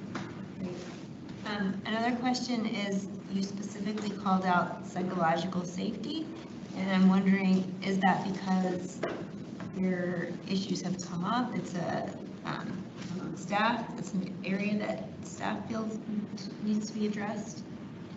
Well, I think that we recognize a similar situation and that was described by Commissioner Carlson, in that the mental health of our employees, of society, is important to us. The struggle with any term, especially something like psychological safety, is it can mean so many things to so many different people. I think it's almost one of those things where it's so much that we need to wrestle through. And maybe by having, I do agree that by listing it there, it focuses some attention. So any challenges that we've had there has been really, how do we apply this? And I think that's going to be natural in any part of a strategy, is how do you take it from the strategic into the tactical? And that's something that we're just going to have to wrestle through. I think that's it for me. John B. Thank you. So on these questions, I'm definitely behind number one in the BPA. I think that definitely should go into there. There's just too many things that hinge upon that. On the second one, I did have questions. Do you really think that an RTO will be up and running by 2024? Or do you think that that's just something that we want to keep our finger on the pulse of with that one there? And then I'll finish it and let you answer. On the 3, 4, and 5, again, in a strategic plan for me personally, I like to be able to measure, the success or failure, or how we're doing along those. 3, 4, and 5 seem like really tough ones to figure out what is success and what is not success. So where I would like to, put my finger on those, it's, we're moving in this direction, but I don't see any of those three as, we're done on that one. Like you said, that one is an ongoing, constant thing, so it can be part of the strategic plan, but measuring that is going to be difficult for me. So the first two I'm really encouraged behind, and the second one I would love to be able to have an RTO up and running that we could tap into and figure out how that plays into our IRG, but I don't know if that's going to happen by 2024. Yeah, well, 2024 would certainly be optimistic. There are a number of states throughout the West that are requiring certain utilities to participate in an RTO, or organized market, by 2030. The mid-game, or even the second part of that, is more, I think at this point, especially given Eweb's ability to influence the larger grid, is something that would be more of a monitor, influence where we can, work with Bonneville where we can, and other partners. I don't see an RTO forming by 2024. And I would point out your comments about 3, 4, and 5, a little bit about the difference between the strategic phases and the values. The values really guiding how we operate within the strategy being a little more definitive into the results piece. Although one of the articles, or the link that I did send you this afternoon, shows some examples of how diversity, equity, and inclusion can be measured by the Energy Trust of Oregon was the example. Matt? Yeah, thanks. Just to confirm the time frame here, our next opportunity to look at this and make adjustments will be next year this time, right? We're doing this on an annual basis. Yeah, that would be the typical time, although you can raise your hand if there's a big gap that you see along the way. Oh, a gap. Okay, so just a handful of comments then. I would agree with Karofsky that adding number 1 as a deliverable, I think, would be useful just to keep us focused on it. In terms of the DEI goal, I think for anybody who's been watching this board, it's clear that we have made a commitment to really wrapping our heads around what that means for this utility. It feels a little early to try and wedge something in from my perspective. I'd rather see us do some work as an organization and then put something in there that's really targeted and focused and thoughtful and well-informed. Not that we're not a well-informed bunch, but we certainly have more to learn on that front.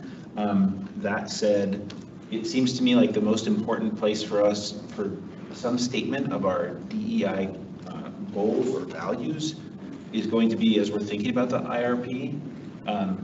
And so, I hope that we can keep in mind those values generally. I know we haven't really made an organizational statement of those values, but that as we're working on the IRP, we're thinking about how is this going to affect the populations that are often left out or not considered or are disproportionately impacted.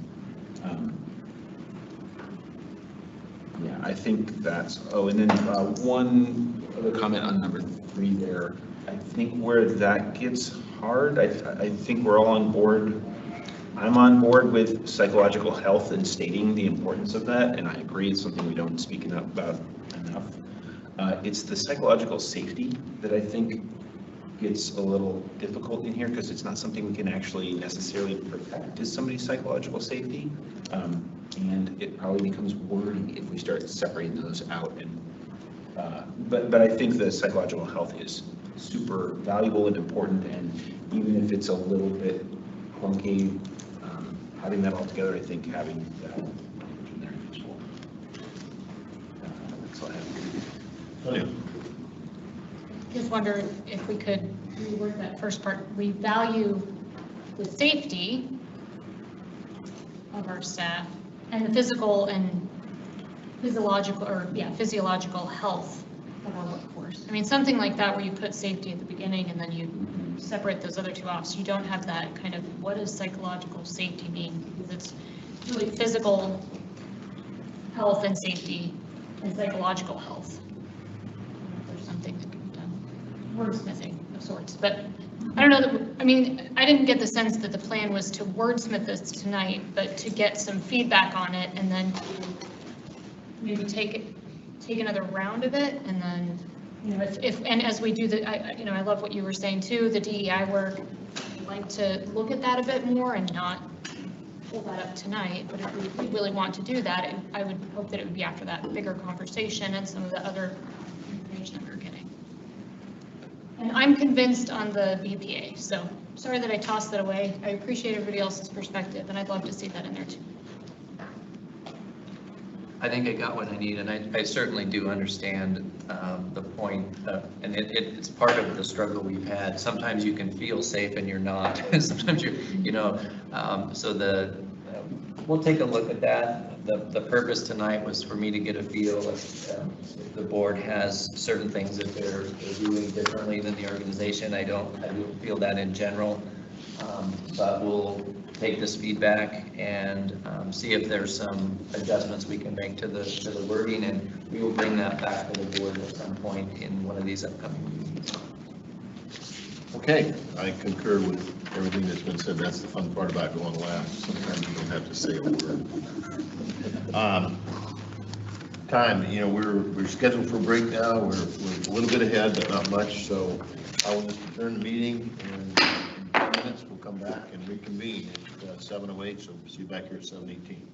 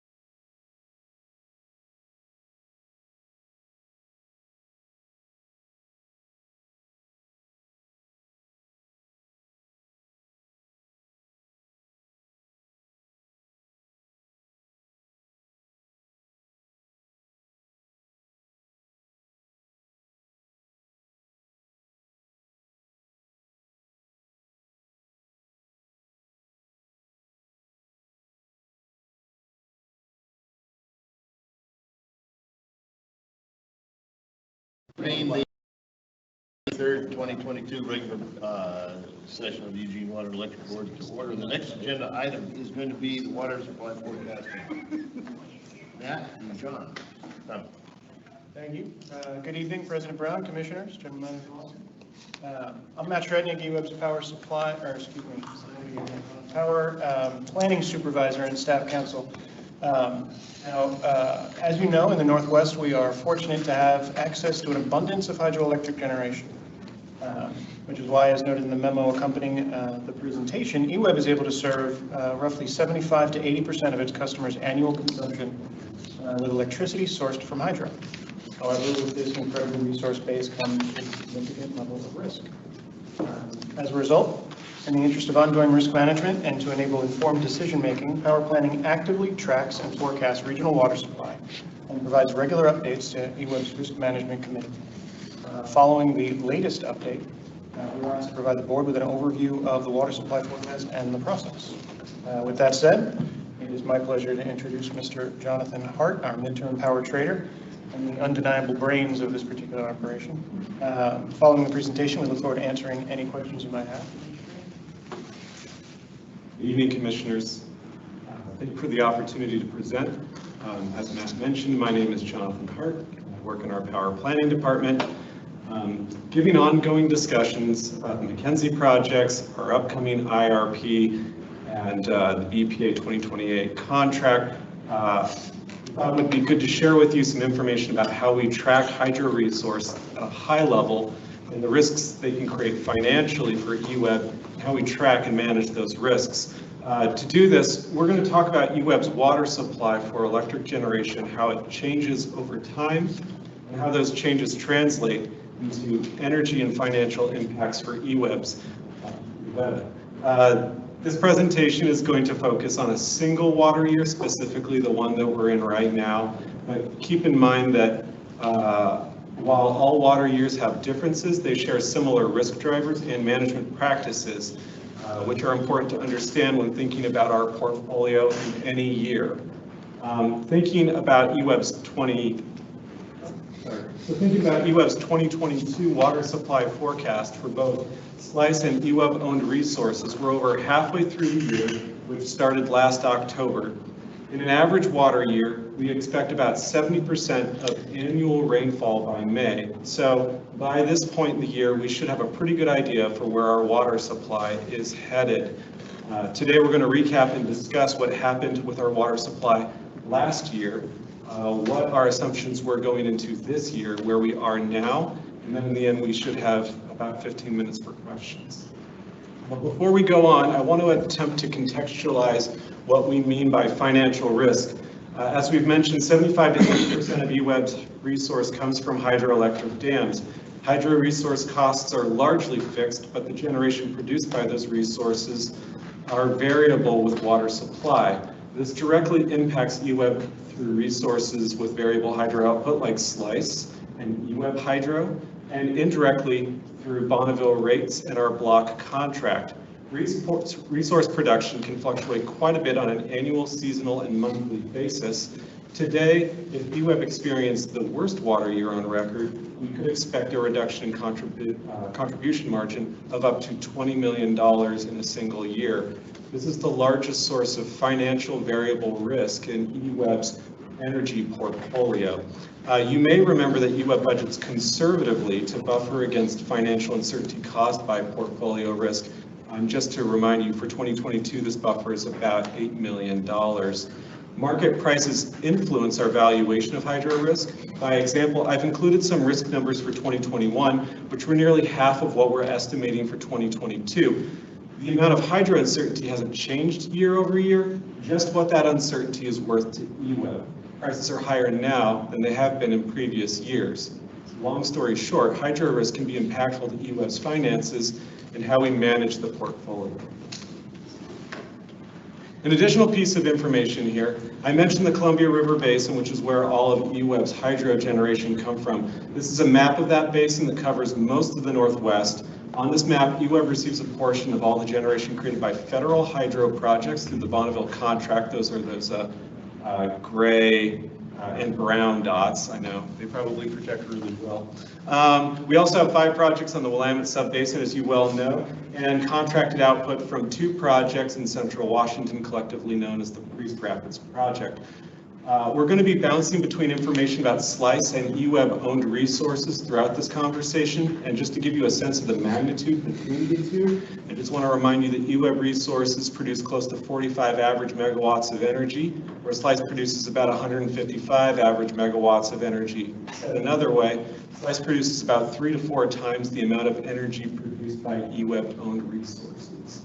So thinking about where the system was this time last year, climatologically, we expected colder and wetter conditions due to strong La Nina temperature differentials in the Pacific Ocean. But the winter was a little warmer than normal, and by May, precipitation was coming in well below average for both SLICE and Eweb owned resources.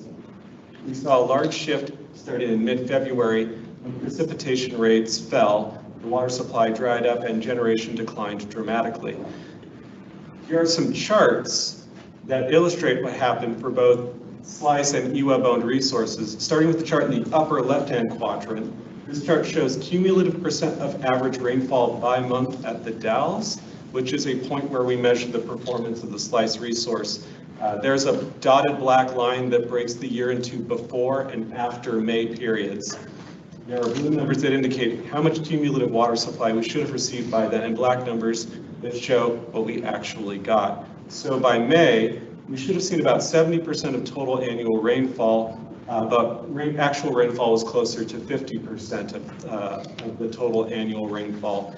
You might notice that around February is when that gap began to kind of widen between normal and actual, and that's when things got a lot drier than they normally get. By the end of the year, we realized 70% of normal precipitation for the whole Columbia River Basin. The chart in the lower left quadrant shows the same type of information, but measured at Harrisburg, which is the proxy that we're using for the Willamette Basin and our local resources. It shows similar patterns to the Columbia River Basin, but just with a larger deviation from normal.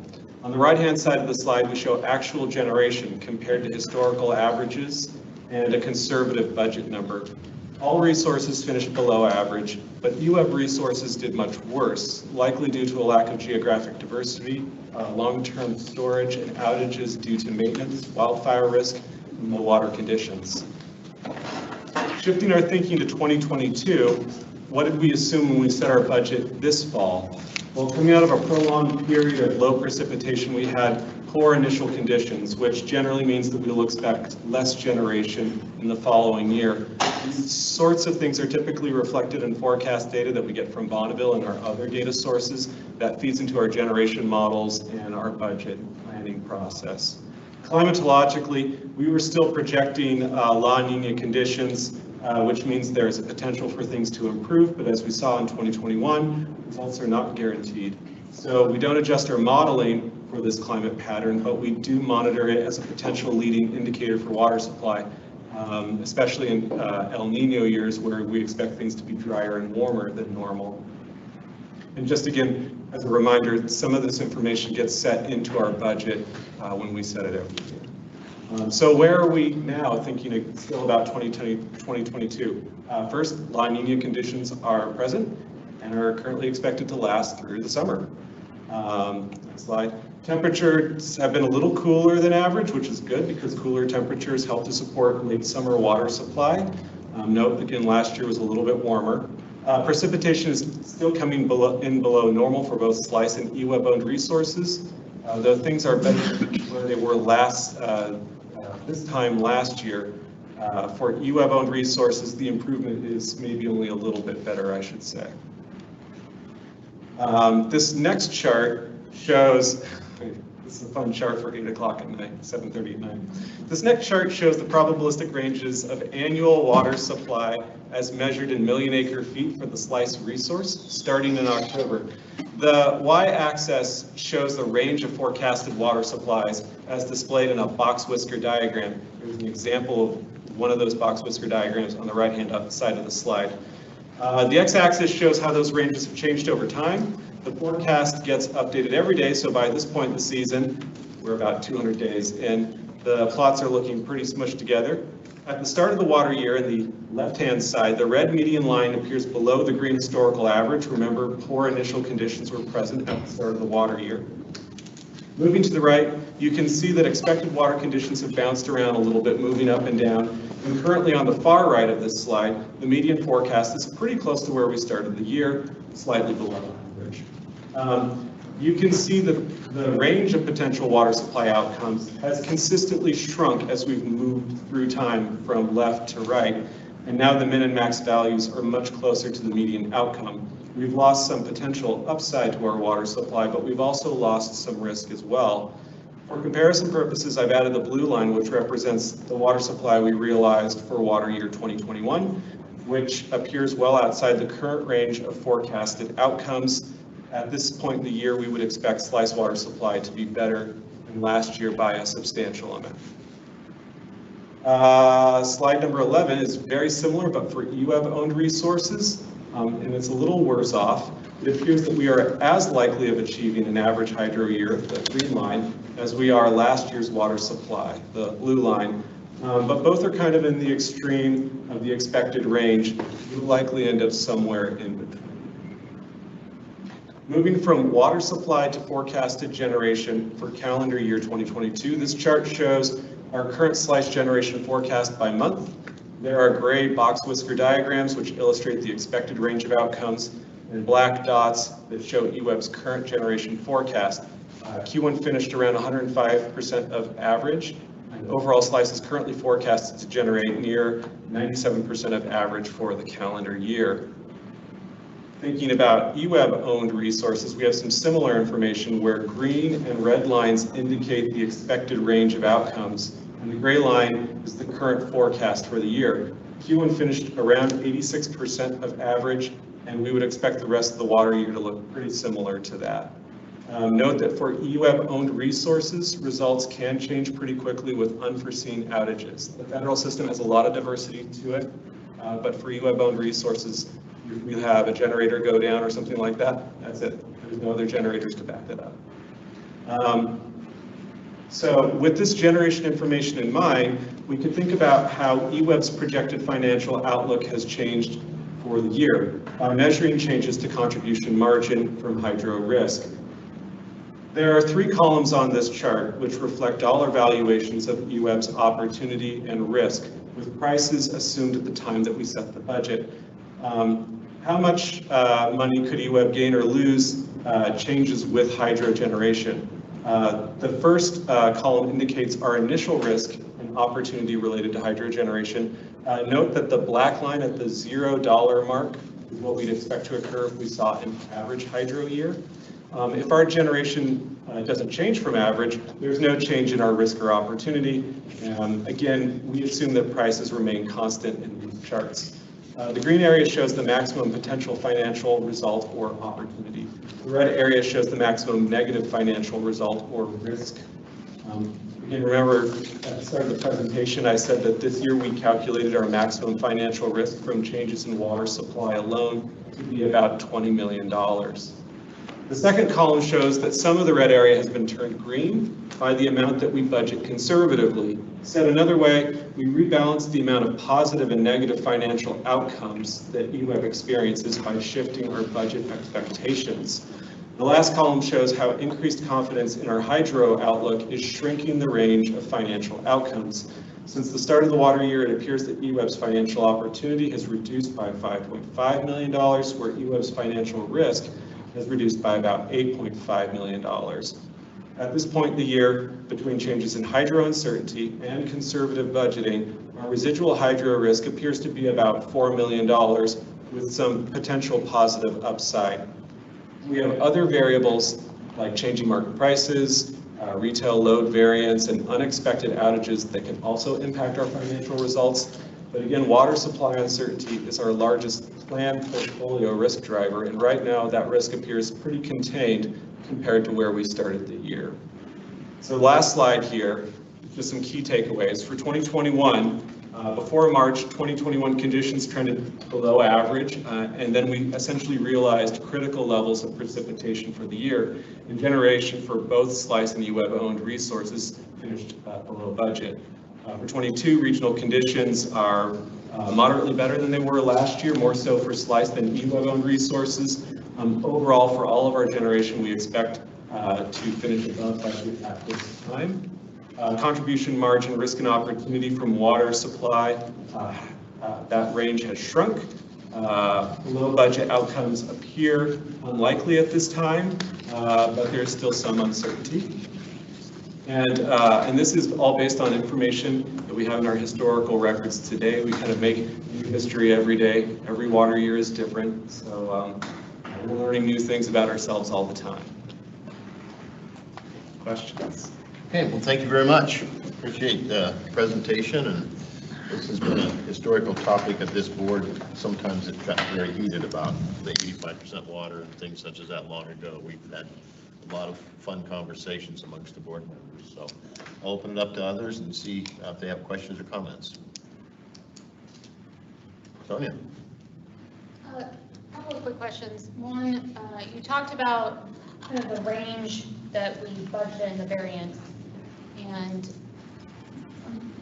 over time, it seems like we're seeing that range is increasing, that we need to increase that. Is that the case, or is that not the case?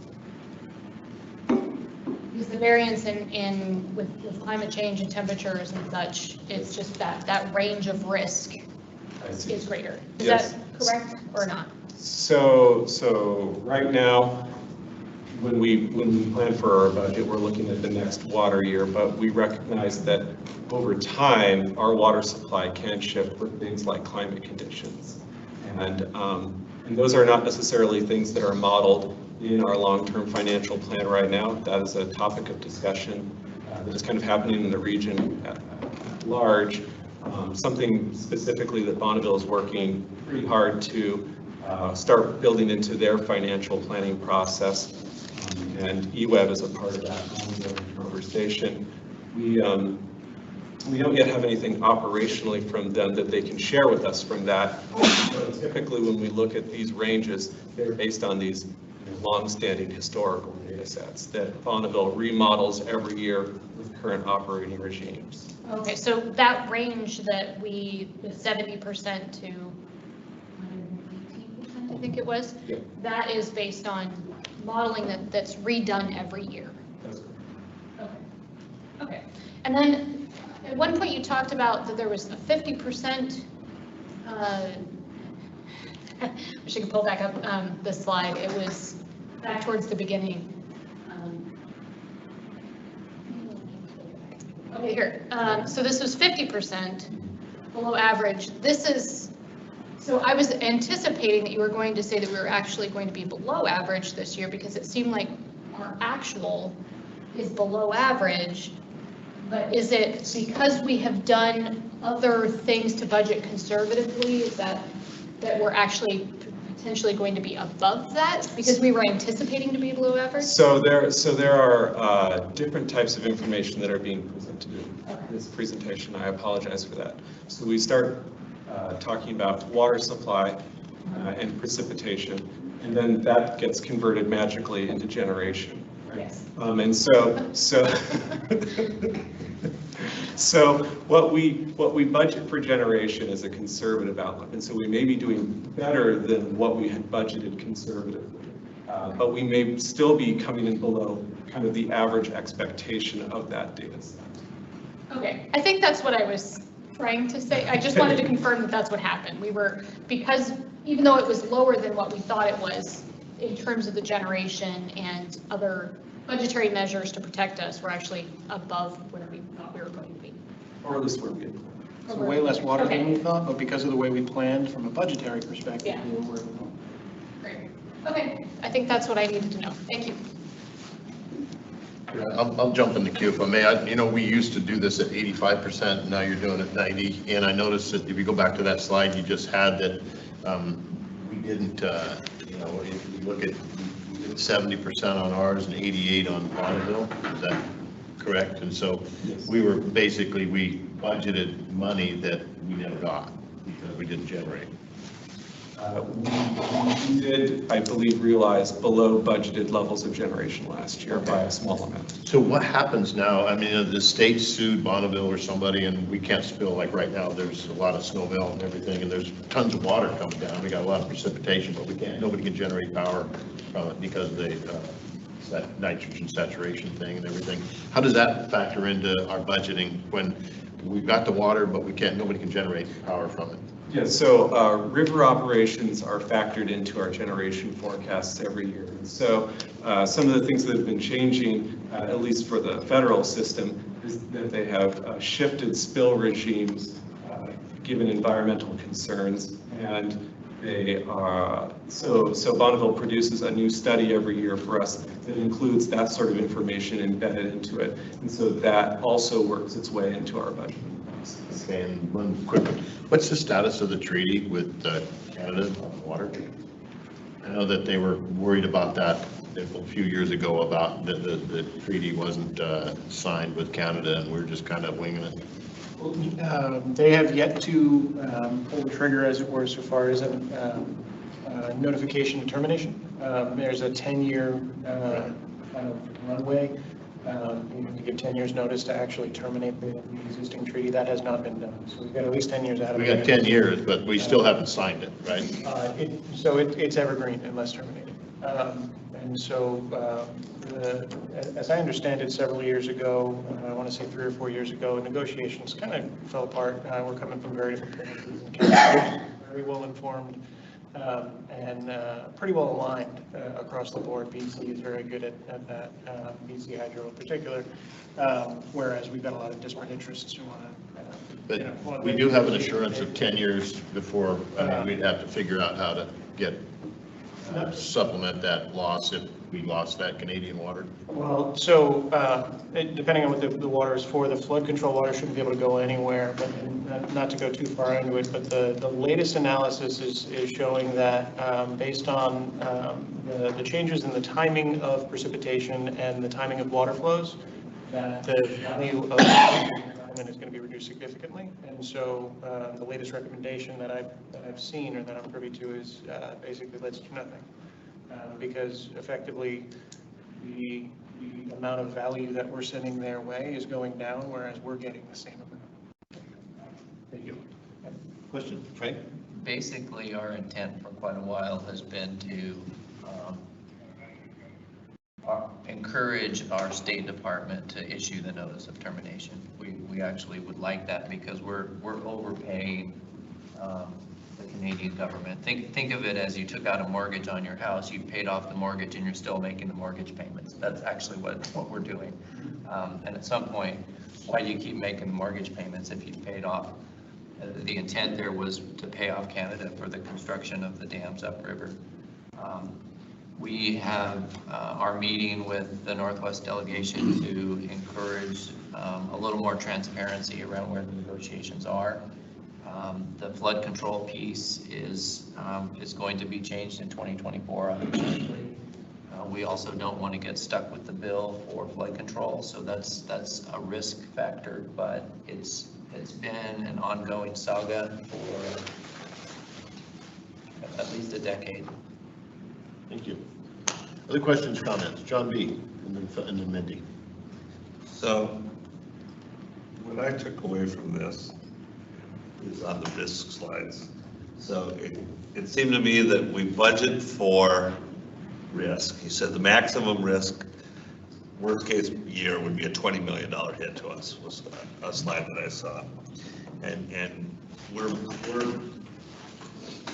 8.4 million as our, our guess is worst case scenario that we're budgeting for is 8.4. We reduce our budget needs by about $8.4 million.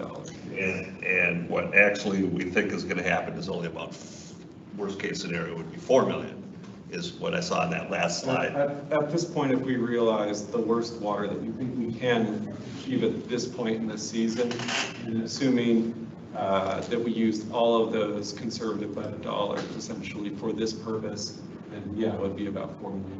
But there are other factors involved in our budget, of course. Yeah, I would just add in that the 8.4 million is not just water risk. It also includes pricing risk and consumption risk. So for some reason, if we have a bad retail year, very mild winter, it covers that. So it's not just for water, it's for a number of things. Yes, yeah. So, but the point that I wanted to make was that it seems to me like you guys are doing a good job. If you can take a $20 million worst case scenario and whittle it into a $4 million worst case real world scenario. So I think that shows the good work that John is doing, and thank you for letting him drive the bus. It's Mother Nature, it's precipitation. But we are actively trying to plan and trap around those things and communicate proactively if it looks like things are going against us. Mindy? So I realize that this almost seems like an impossible job to me. I mean, you have like historical data and you have a forecast, but you have no idea what's going to happen and you do your best. I'm curious, how often are we accurate enough that you would say like, we did a great job this year of predicting? So in every water year, we can experience a result anywhere between that band of about 72 to 118. And so, we try to pick meaningful benchmarks to us. What do we want to set our budget at? But then also tracking what's the worst kind of case scenario. And we track those things. The models that we have to track those things are pretty simplistic because we're kind of relying upon Bonneville to tell us what that reasonable range is. And I would only say that it's kind of hard to see how accurate we are in single individual years, even a collection of years for a hydro system that we're literally getting close to 100 years worth of data on. Climate patterns are long ranging, weather patterns, will play out over multiple years. And so it's kind of hard to know. And the system changes all the time. Spill regimes from, that we are experiencing this year didn't exactly exist in the same way only 3 years ago or something like that. It's changing quite a bit. So it's hard to answer conclusively how accurate we are. But we know that we'll end up somewhere in that range. In that band. Yeah. And I guess your methods have probably changed too much to be able to say that we've either become more accurate or less accurate at predicting than we have, or are there any trends that you're seeing? I know you're dealing with a lot of years and a lot of data, but I'm just curious if there's something that's kind of rising to the top for you. There is ongoing discussion about what is the potential impact of climate change on our water supply. It kind of does potentially two things. It can change the quality of our water supply, and there's been a lot of talk about, are we getting the same amount of generation each year, relatively speaking? But it also changes the timing of our water supply when we see that generation show up. If you have warmer winters, should we expect more of it in the winter?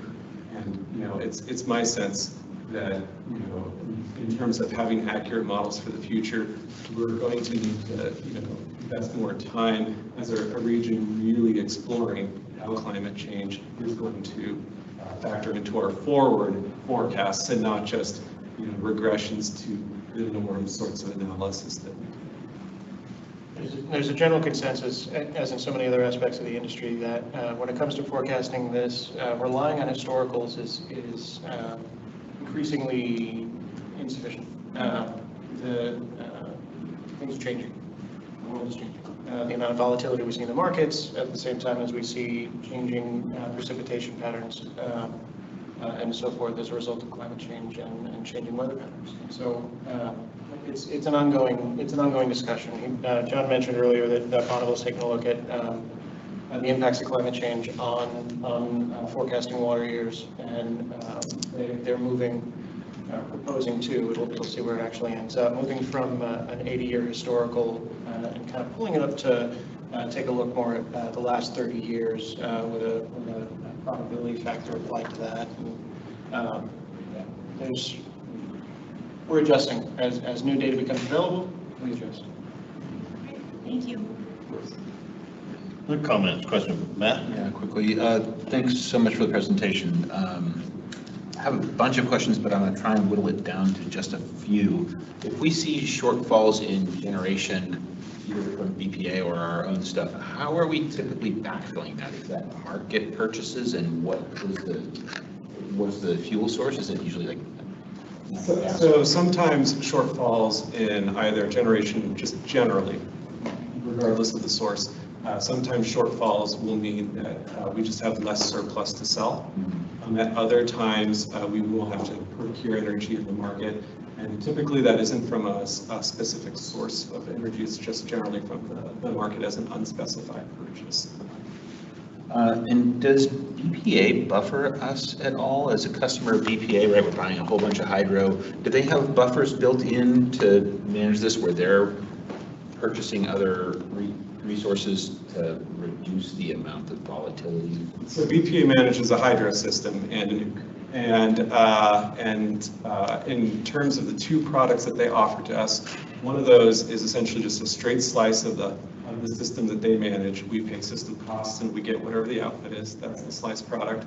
The second product we receive from Bonneville in almost equal size is a block product where Bonneville does buffer some of that risk in the way that they essentially manage the system directly on our behalf, and secondary revenues associated with that. Sorry. Yeah, I was just going to add one, also as our balancing authority, Bonneville has the responsibility to balance us as well as everybody else. And if for some reason that we were short in a particular period, they would fill that. Yeah. It would just be very expensive. Right. Like $20 million. Okay. Are we seeing increasing diversification in the region of generating resources? Has it been pretty well the same hydro for the last? I mean, does it look like we're building diversification over the next 10 or 20 years that will reduce some of the risk from the volatility that comes from this, the water supply? I don't think that there is an easy answer to that question. There are not a lot of new things being built in the Northwest right now. We had a large wind kind of boom about a decade ago. There are retiring resources in the Northwest. So to some degree, we're becoming more reliant on some of the resources that remain, including some of that existing hydro. But I think a part of our IRP process is exploring what the region looks like. And certainly, we have more information on that. I was just going to say, I just recently got a Northwest Regional forecast that I can share with the board, and it shows what's being retired and what's coming back on based on a collection of all the utilities IRPs. And there is a significant difference between the level of retirement versus the planned replenishment. And I can share that with the board. Okay. Yeah, I mean, I certainly hope that we actually had a brief memo that came in this packet that was talking about our financial rating. And one of the punchlines there was our dependency on hydro, right, was like the biggest flag that third party had. And so I hope that as we're looking at our IRP, diversification to reduce some of our dependence on hydro is part of the conversation. All right, last question. You wrestle with this stuff all the time. Thank you for doing it on our behalf. Does this make you nervous? Or are you kind of, this is normal, not, I mean, right, you're managing risk, yes. Right? We're collectively managing risk. Does this keep you up at night? Or are you just like, it's part of what we're doing, and we're within the bounds of what's workable? So every year is different, and the market's different too, right? Part of how we value risk is predicated upon the market. We see these kind of scale of numbers all the time, so we are somewhat familiar with them. That doesn't necessarily mean we have to be comfortable with them. I think we do have, as a hydro utility, a lot of experience budgeting somewhat conservatively because we understand these risks. And I think when we talk about how we balance reserves, should those things be referred, that's part of the conversations we've been having today. But yeah, the numbers are big, and I think that they're reasonable. There's reason to be aware of them, and especially in the context of the BPA 2828 discussion, the IRP, and our McKenzie projects.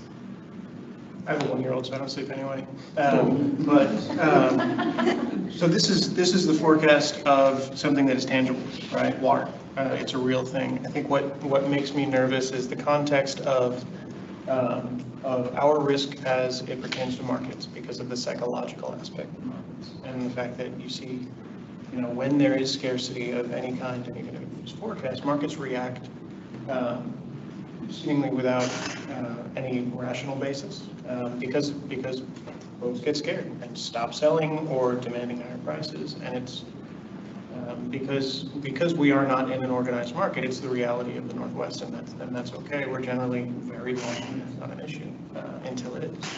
And so I would say the market aspect of it makes me more nervous than the hydroelectric or the water. Yeah, right. The fact that everybody's in the same boat at the same time, right, is what makes this an issue when that happens. Good luck with the sleep. Sonia. Okay, I wanted to push back a little bit on the accuracy comment, because I think there is a fairly easy way to see whether or not it's accurate over time. You can look at what we budgeted versus what we ended up losing. And I'd love to see that actually over time as one figure. I'd also like to see the different ranges that are expected over time to see how they've changed. Because as we think about the IRP and policies around what resources we keep and don't keep, I think this is a critical piece of information to think about and analyze. So if we could bring that back as part of that discussion, I'd like to see it if others agree. Sure. Any other questions or comments? If not, you have from us what you need, if anything. So good. All right, well, thank you very much. Thank you for your time. We're going to check with you next year and see how you did. Thank you. Frank and Rod, quarterly operational and strategic goals report for Q1. You want to do this up there, Rod? I'll just sit up here, but I felt funny behind John's back. Okay. I talk behind John's back all the time. I'll do that right. So one of the things I'll mention, just tying the last presentation into earlier, part of our recommendation earlier from the finance team was to bump up the power reserve. And part of that is looking at risk and the volatility of the prices, as well as risk related to water.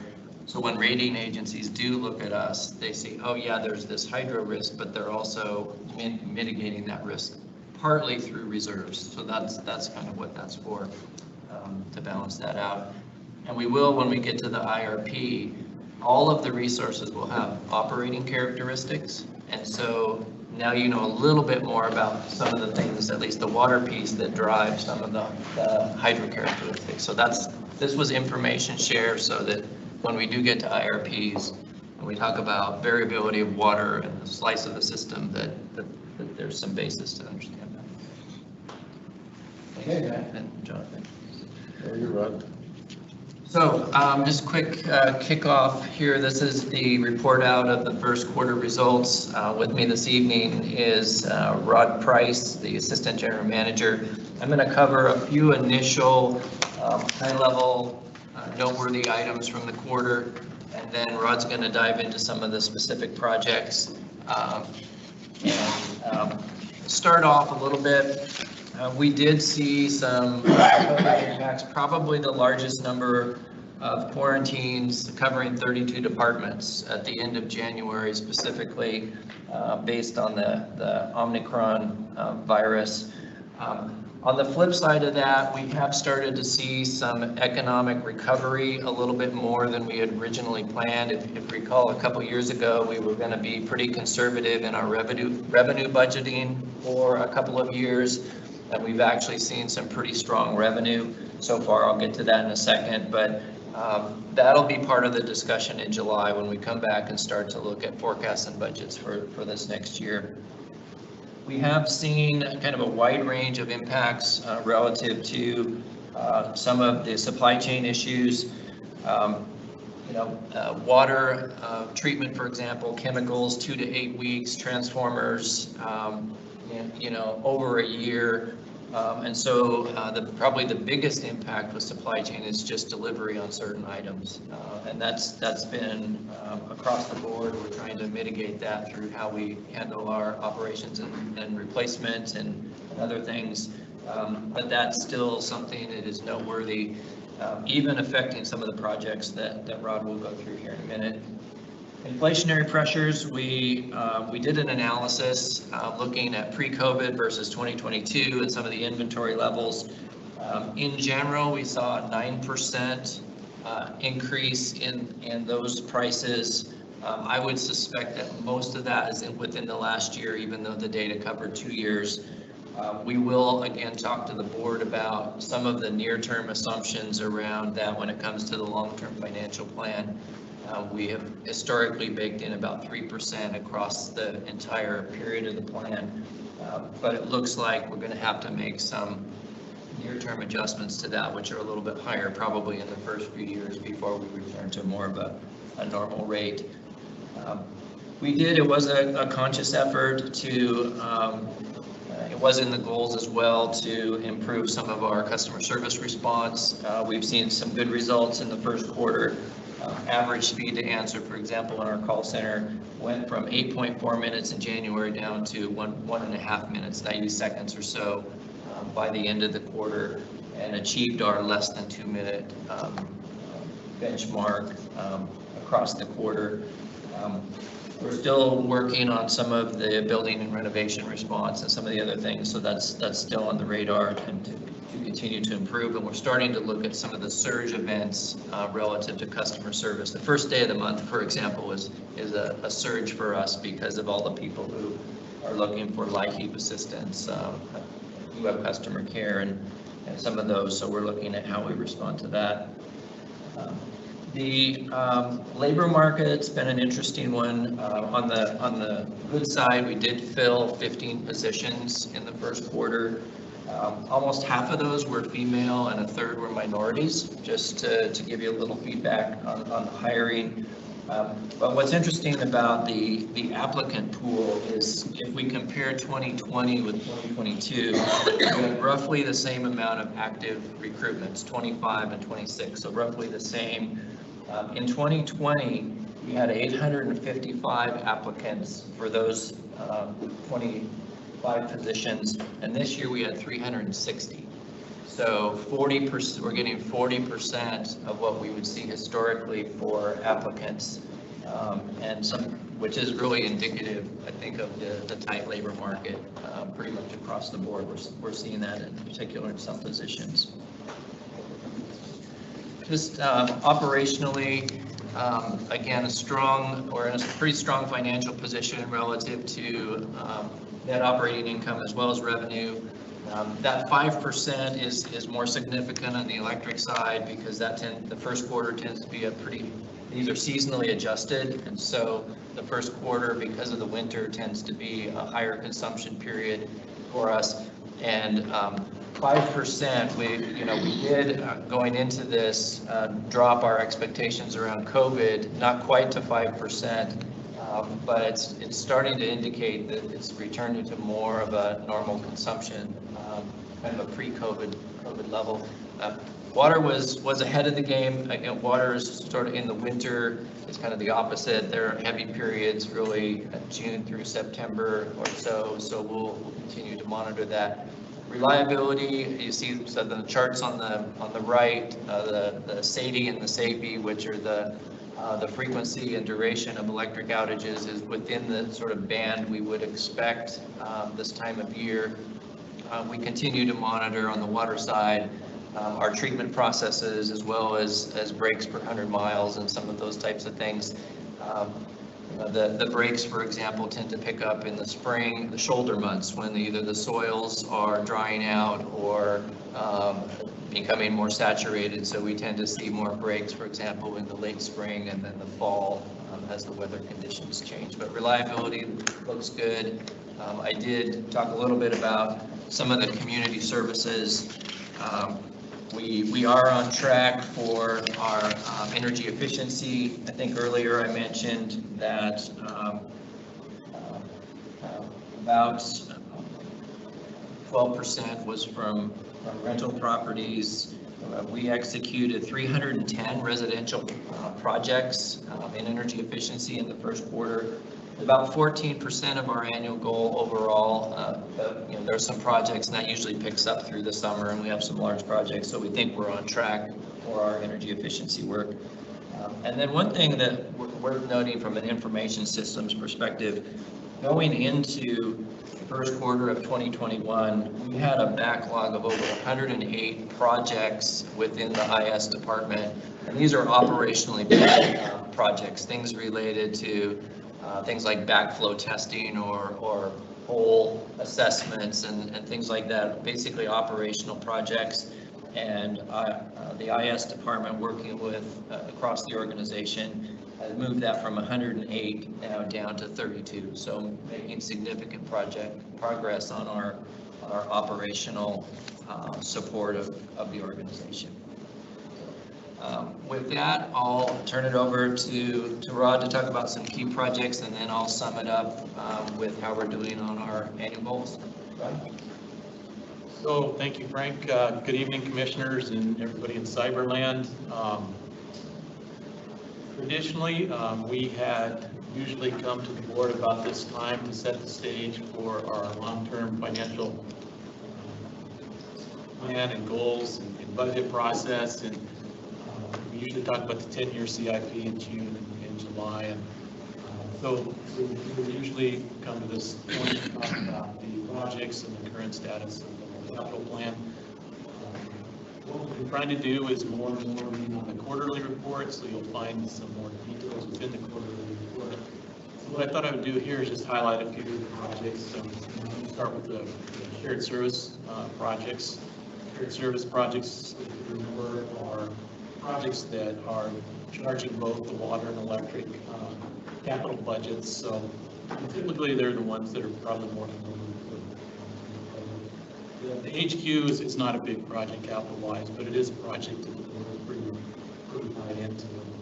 The other thing I did, just if you note the little underscore blue letter quarter fail there, you've seen the new web page, public facing web page. There's a major projects out there that's really lined out now. It's really convenient. You can look at the major projects. So both the AMI deployment headquarters are major projects, for instance. So if you need more information from the quarterly report, there's some details for some of these projects in the website. So I guess the words of the day is we're projecting to understand both the water and electric capital for all kinds of reasons, but also is a big piece of that. Such as the Roseville Purpose and Property Project. This year, for instance, to do some work. We're into a 6-month delay in permitting, unfortunately, so the construction included next year and then pushing prices out. So that's where some of the shortfalls are. Another unfortunate development is our deployment project in AMI. It's stalled for lack of parts. So there's a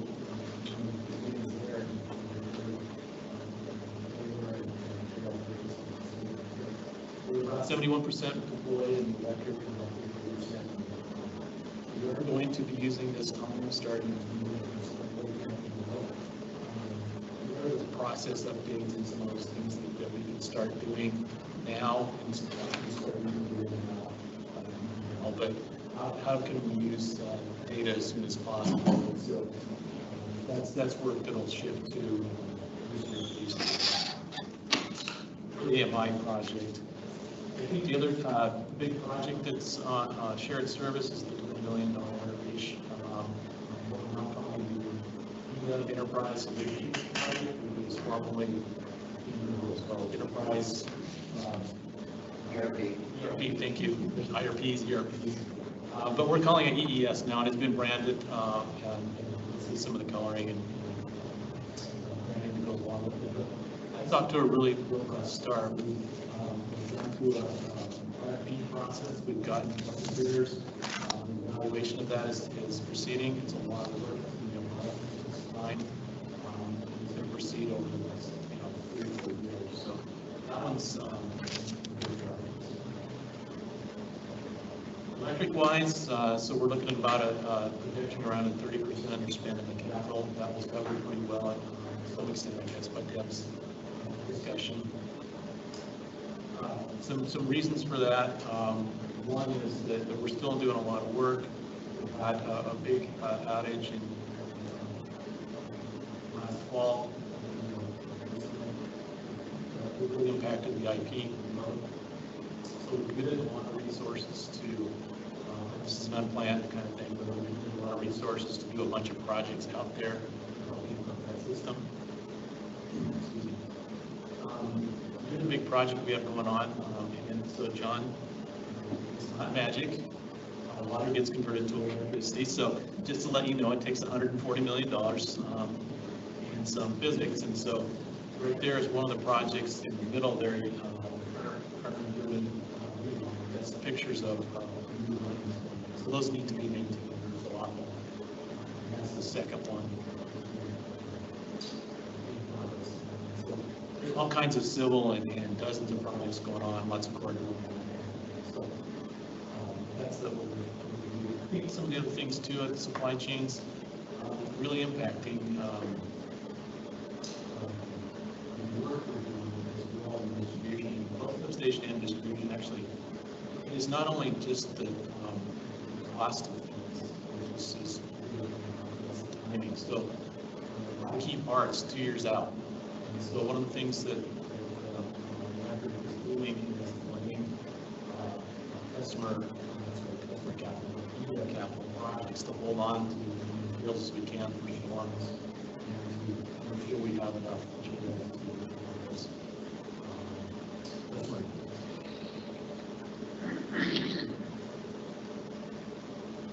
Water's in maybe a little bit better shape overall, but still suffering some of the same things, both their contractors and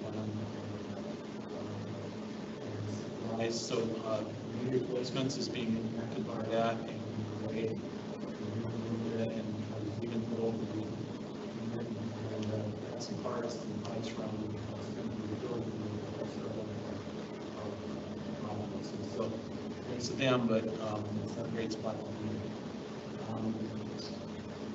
Commissioner Bishop asked some questions about the 40th reservoir. The news is that project is moving on quite nicely. We're in the ready stage right now. Construction's hopefully starting in June, with completion date of 2023. And we are projecting the 5% of budgets for the combined needs in the scope. So I think that was covered in the versions to some extent, but all shields due to be taken offline. Constructed that offline as per requirements and Hawkins will be that president.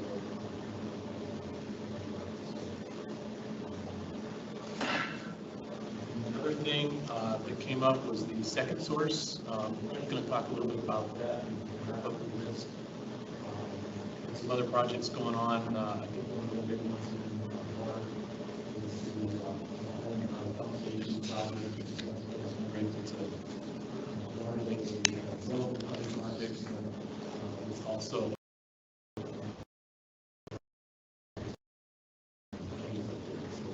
project you'll be hearing about.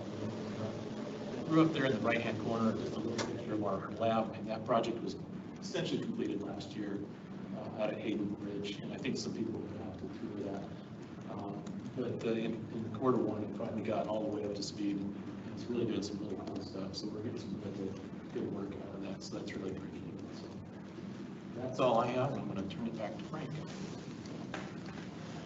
Thanks, Rod. Just to run through our progress on the goals with the board, you'll notice there's some color coding here, and there's quite a bit of gray. The gray doesn't mean that something's not being worked on. It's just we're pretty early in some of these processes.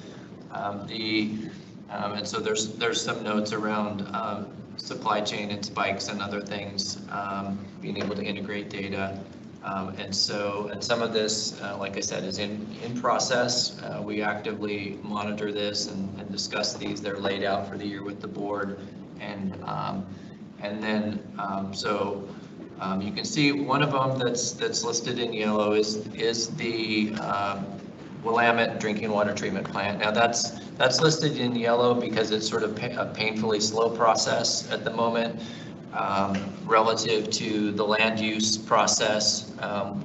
Eweb staff is working with City of Eugene staff and the City of Springfield staff to make updates to what's called the Public Facility Services Plan. That is then used to update the Metro Plan. And then there's a number of other amendments that we would have to request from the City of Springfield around the Glenwood Refinement Plan, for example. President Brown and I did meet with the mayor of Springfield and the city manager to talk about the process, getting involved with council. They agreed to schedule a work session for later in the year. We're hoping before the summer break, but it might not be till after the summer break to talk to council about their role in eventually approving the Public Facility Services Plan and then some of these other actions. There was a question from the board relative to a related item, but it's not specifically part of the Willamette Drinking Water Treatment Plan, and that's that we are working on an application to apply for federal water, which is stored behind the dams. It's part of a federal water plan that is not related directly to the treatment plan, although it does relate to the potential to get rights to more water in the Willamette system. So that was just listed as part of the update, even though it's not part of the drinking water treatment plant itself. So that there is progress. It's just a bit painfully slow at the moment, but there is progress being made, especially on the Public Facility Services Plan at the staff level. The others, I think the board is fairly familiar with because of all the various meetings that we've had on some of these goals relative to Lieberg direction, headquarters buildings, and then some are yet to come. So with that, I think Rod and I and staff would be happy to answer any questions. I will note also that we found a piece of and was it code or charter that we are supposed to biannually supply the City of Eugene an operational update? This code, I think it might be 2.195. That's exactly right. It is 2.195 now that you said that, thank you. And so we've actually started just sending them our quarterly report, just as routine, just so that they have that update, and then we'll incorporate some of that into the leadership meetings as well. But okay, thank you. Open up the queue. Sonia? I asked a couple of pre-meeting questions about the differences between the initial budget and where we're projected to be. And I just wanted to highlight that it seems like from the responses that there was a strategic decision and an approved budget that changed it, even though the documentation made it look like we were like double over budget. So maybe in the future we could have something in there that notes that, you know, the board voted to take a different position and it's not due to some, you know, crazy cost increase or, you know, gouging or supply chain issues, things of that nature. Other than that, it looked like a really great update, and I mean, it seems like there's a lot of supply chain issues, which I think we're just going to have to muddle through for the next however long this takes. But I mean, China's shut down again, so if a lot of our materials are coming from there, it's really hard to predict where we're going to be at. So thank you for continuing to keep staff engaged on that and finding new plans, because I think it's something that we're all dealing with right now. Questions, comments?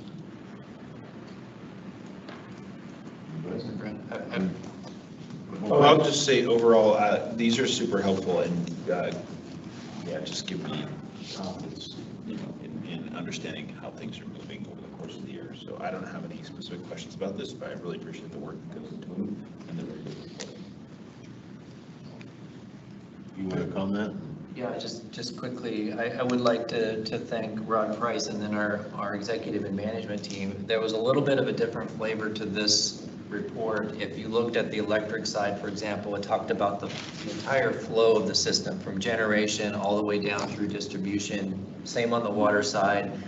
So rather than look at this by department, you can actually look at this more by water, electric, shared services. And so looking at it from a flow perspective was something that we wanted to do. So I wanted to thank staff for that.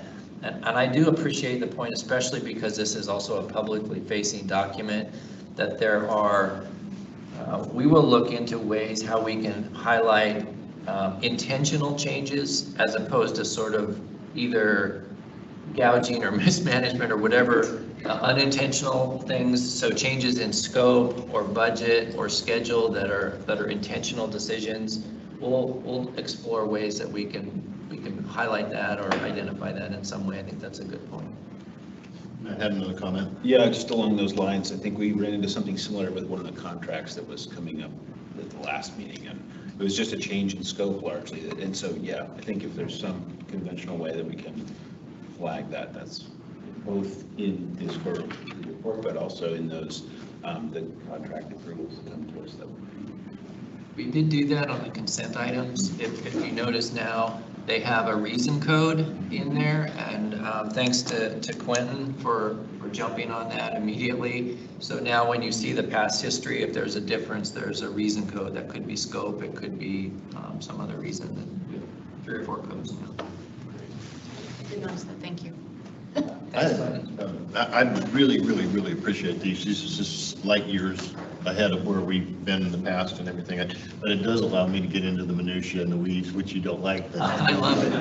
Okay, so what's the $80,000 cleaning up county parks? I'm not looking at you. I was looking at somebody else. I don't know. I'll have to. There's a February contract for $80,000 in Lane County to clean up the parks. I was just wondering why. I know that if Lisa was here, Lisa would probably be the one. I think Karen may be hers. Not sure. I honestly don't. I'd have to look it up as well. Just curious. I'm not saying we shouldn't do it, but it's $80,000 is a lot of money, and I don't know why we're cleaning parks. Okay, thank you. Other questions or comments? Mindy and then John. Maybe because I'm somebody who works with children and a lot of picture books, but I really appreciate the format of the plan, just because I visually, for me, like a lot of the stuff we talk about is pretty dense and dry, but I just want to say I really appreciate all the graphics and everything because it kind of tells a story without getting lost in whatever. Thanks to the communications department. Yeah, they're doing a great job. John. Thank you. So as somebody who also is dealing with supply chain issues in my business on a daily basis, I think, the strategy that I'm using going forward is if it's available, buy it. If you've got room to store it, and it's something that you can buy, both because you don't know if it's going to be available next week, and 2, the chances are that next week it's going to be more expensive. And so I would encourage you in procurement to use that type of a model. I mean, you told me that you were holding back projects because you might need them in case there's a storm, and I think that's great thinking. But I also think that hopefully we'll see some things coming up in our consent calendar and purchase things that it's like, hey, I can do it now. It may not have been in our budget, but if you can get it, get it. Both because of the inflationary part of it and just the supply chain part of it. I think that's the new reality that we're going to be dealing with in the next few years.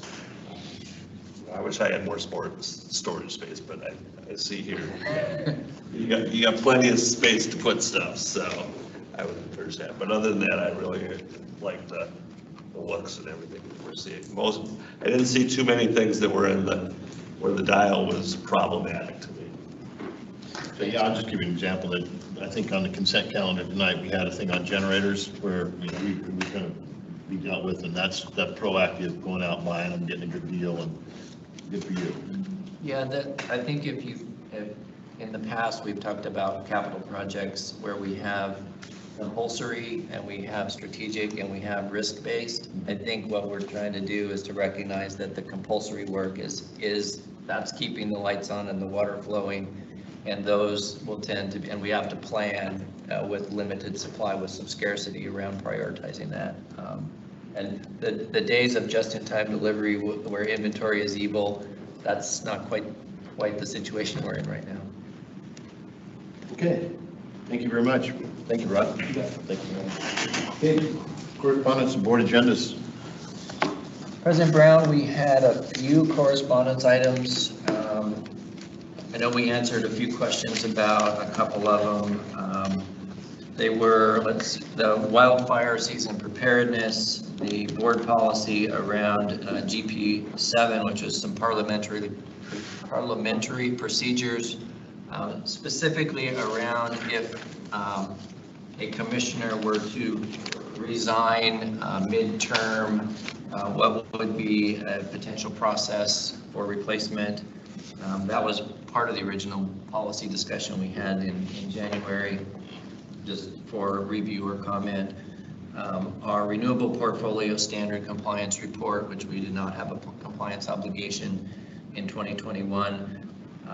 The proposal for monthly smart meter opt-out fee for residential customers was a correspondence item, and then our annual assessment of again, water flow in the McKenzie, and the recommendation to ensure and adjust operations at Walterville to ensure that voluntarily assure that flow is 10% greater in the main stem than it is in the canal project. So that oftentimes impacts our production at Walterville.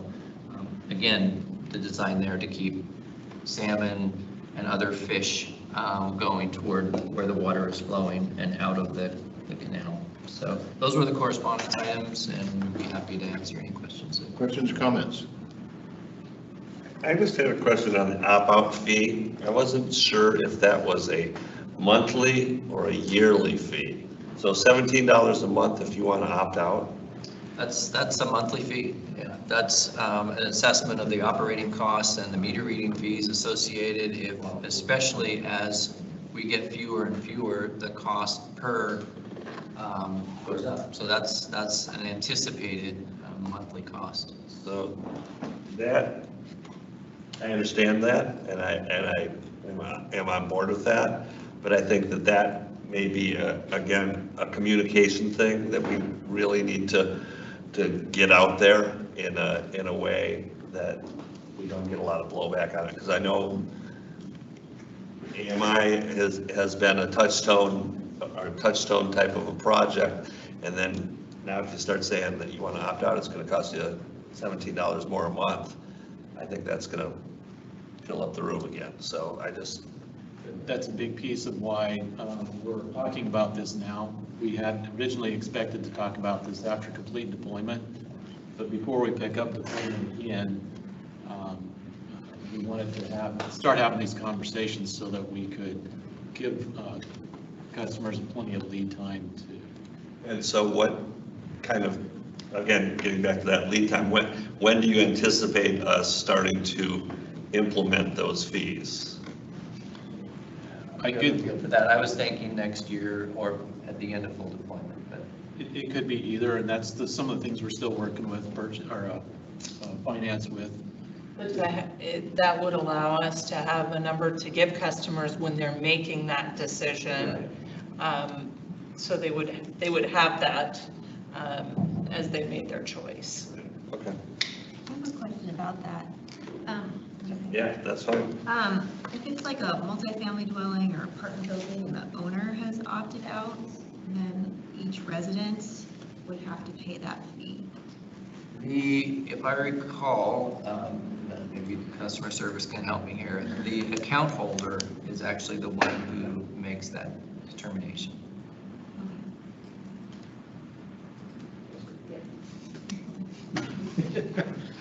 So many head nods behind I you. know, I was like, behind me here. You couldn't hear that. I think it was Frank. important for us to talk about this now, because when we do resume installations, a lot of people, upon installation, well, I want to opt out. Well, now, okay, you'll know that at some point when this is implemented, there's a fee associated with opt-out. So we're trying to get ahead of that before we actually implement. And then would we send a letter to all the people or notify all the people who have previously opted out and they could choose to opt in then? Yeah, we'll eventually need to reach out when we have an implementation date and do a lot of educational and outreach and communications on this. And this will actually be part of the fees that the board approves as part of your normal fee process. I just want to know when to take my phone off the hook. Matt? Nice. I guess I am pretty concerned about starting to put this fee on folks who are opting out.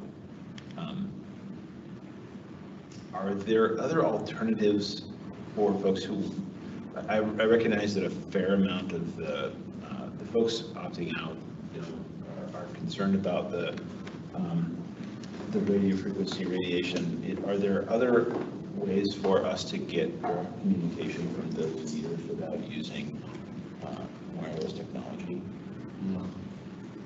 No, not, I mean, there's only a few choices. There's manually read the meter. There's a drive-by approach, which isn't probably as costly or more costly than an opt-out approach would be. And then there's the automated approach through AMI.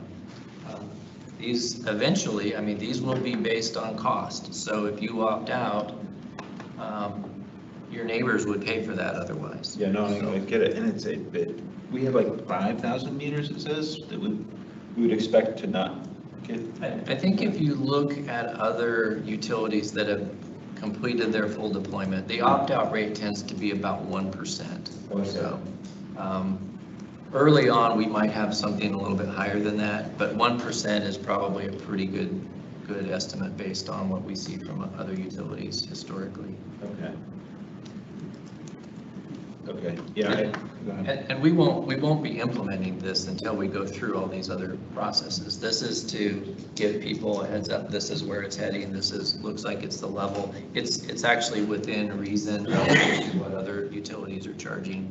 So it's not like other utilities are charging $5 and we're charging 17. Some of them are higher, some of them are lower.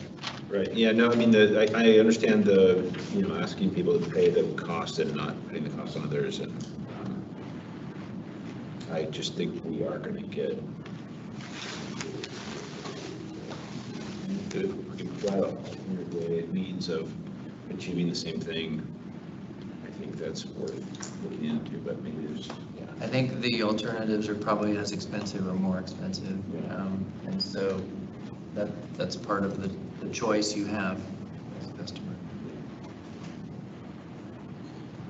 I'd like to echo the sentiment I've heard here in a long time, and I got a feeling we're going to get absolutely killed on this. And so, I mean, I hate to say that, but I think there are going to be some people with a very strong opinion. And so we have a good PR department. I think we need to get out way big time in front of this, just like College Hill, because, a lot of you haven't experienced what happens when we raise rates because we haven't done it in so long. But when I see people go to the podium and say, I can't, I have to make a choice now because it's $2 or $5 a month, it's significant. That resonates with me. And then when we turn around and say it's 17 with inflation, we're going to have to really get out in front of this. I think, the related thing to that, President Brown, to start getting in front of at some point is we are going to talk to the board starting in July around rate design. Rate design has a number of impacts. It's starting to look at basic charges versus consumption-based charges, potentially looking at resident time of use, potentially looking at residential demand charges. where you can look at the cost of peak, for example, is going to become much more expensive. So some of these subjects, which is why they're in that second phase of the strategic plan, are really building block pieces that are going to be, for some people, painful. And so, but they're also eventually designed to be fair to the choices that customers can make. So there is a lot more to come on rate design and fees and some of this work. And I suspect we will get some people who don't agree with some of the discussions that we're having. Okay, thank you. Any other questions or comments about Sonia? Yeah, I chime in a little bit on that. I'm curious about the cost over time. One, obviously as fewer and fewer people are on it, the cost to have, to supplement that entire program get higher and higher on fewer and fewer people. So we kind of need to think about what the plan is long-term as we implement that. I'm supportive of it. But there may be a point at which we just say, okay, this is the level at which we're going to go to provide this service. Because it really is a service that we're providing. We've done this. Now, if you don't want this other, then we will provide you this other service for a fee. And you can choose to be a part of that service or not, but this is your choice. And here's what the cost of that service is, like any others. But this one's more of a choice than many of the others, in that there are other options. It's not like, can I get electricity or not? The other side of it is, if we can give as much notice as possible so that we have enough time for any that would like to actually opt in at that point, that we can actually have the capacity to fulfill orders for people who want to do that before we actually implement it. I hope that we do that and we have a good sense of what that timeline looks like. Obviously, we have no sense of it right now because we have no meters to install. So I really think that we need to have the supply chain figured out before we even start thinking about where this conversation is, because we have a whole bunch of meters that we still need to install before we're going to implement this. So once the stock is back in and the installation program is back up and running, that's probably the right time to start talking about this again, because then we can more accurately say, okay, we're going to have, we're going to be done with what we think is our main part of the implementation. Now it's everybody else who's opted out. Outside of that conversation, I wanted to bring up a couple of things in the correspondence. One, around I noticed in the community investment, there was a number of events that were located in here.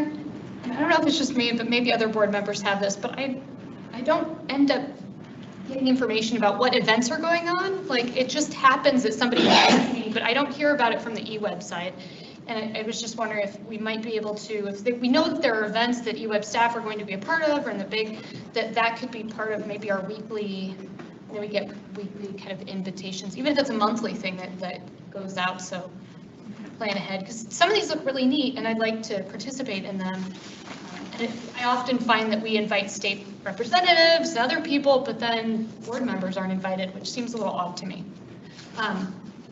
So that's that piece. And then I had one other here.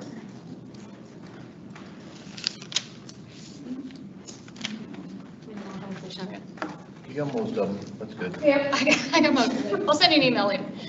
I think that's a reasonable request on calendar events with the staff to figure out how to best inform the board ahead of time of what we know that we're participating in. And then I think it's also fair when we get to the point of opting in or opting out to make some assessments of what we think those costs are based on the participation level. So if there's a 0.5% opt out versus 2% opt out versus 4%, how does that impact the costs of opting out? Yeah, and maybe it could even ramp over time. If it's lower at first, we're not, spreading all of that in so that they can be used. Just to be clear too, I want to make sure that we are getting meters enough for sort of day-to-day use, just not, we can't get enough to launch into full deployment rate again. Okay, thank you. Board wrap up. We'll go around. I'll start with Mindy. Anything for the good of the order? It's been a while since I've been to an in-person board meeting, like an actual board meeting, and I just want to say it's nice to see everybody's faces. John B? Yeah, I would like to see more of the public. And I think that that's something, you know, we moved it out to Rock.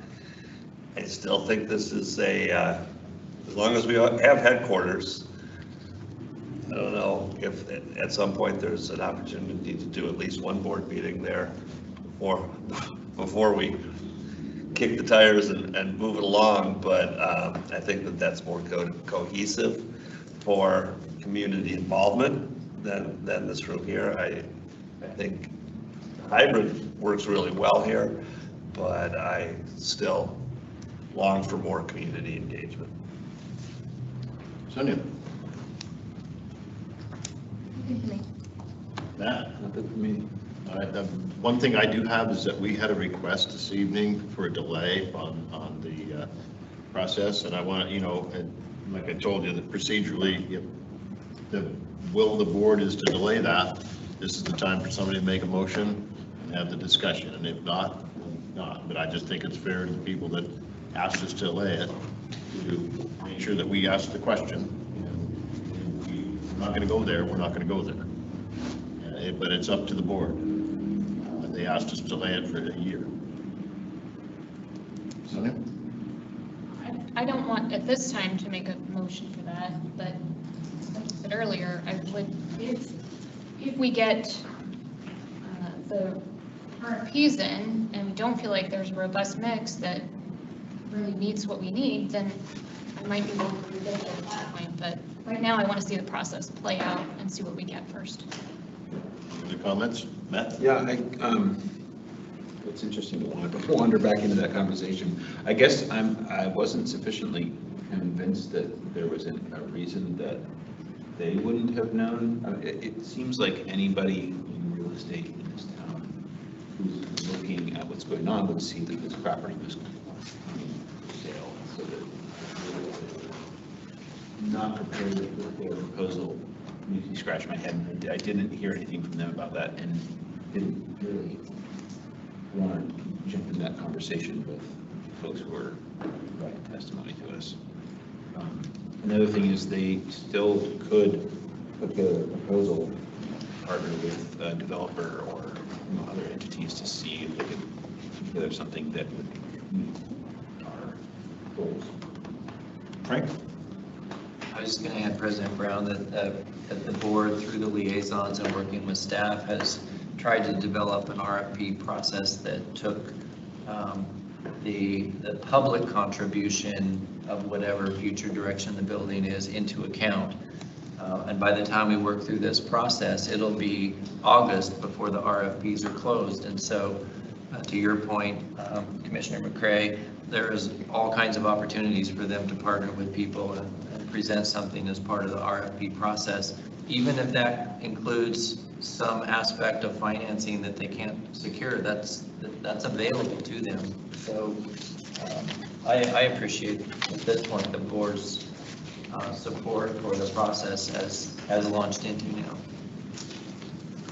I agree. I've read the letter, and there's a couple items in there that I didn't agree with about the building should always remain under the control of Eweb, and we shouldn't, let it go. I mean, I don't want to manage whatever it ends up to be personally, but that's the will of the board. But a lot of things in there, so I agree. We probably should just move on, and if we don't have the proper what we think is adequate, then we can delay it. But I think we kick the can down the road right now. Then what happens if somebody comes to us in 9 months and says, well, I really want to do it too? And so it'll just, I think, adequate. Let's do it and see what we get.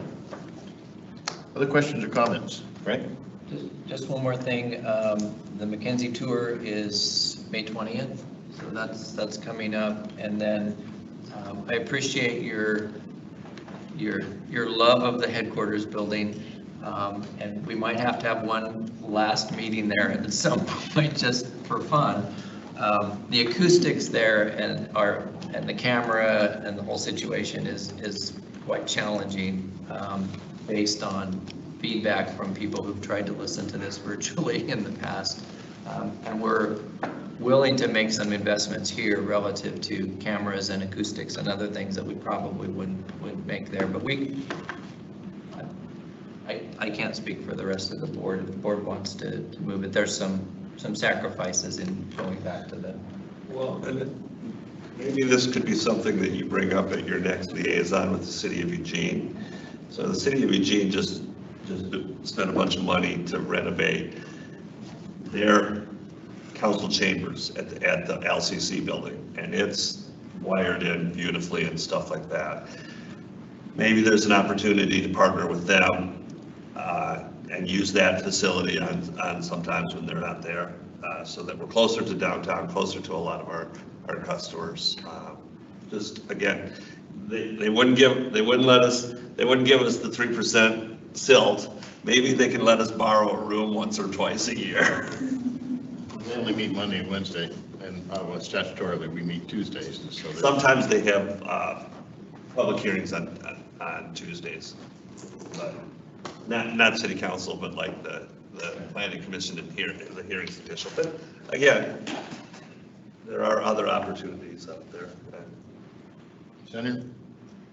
I remembered the other thing I was going to mention. When we have community events and Eweb staff are there, I just wondered if they could also have these topic cards, because people in the community don't know that people are from a particular section, and they just think that, you have all of the generating facts and all of that memorized. And I just think it would be helpful for staff to have access to these index cards too, because a lot of it's like, well, how much power do we get from this generation source? And it's like, no, I don't remember that. I always look them up in the cards, and I think it's really helpful, and I just thought it might be helpful to staff. That was it. Other questions or comments? If not, thank you. Adjourn.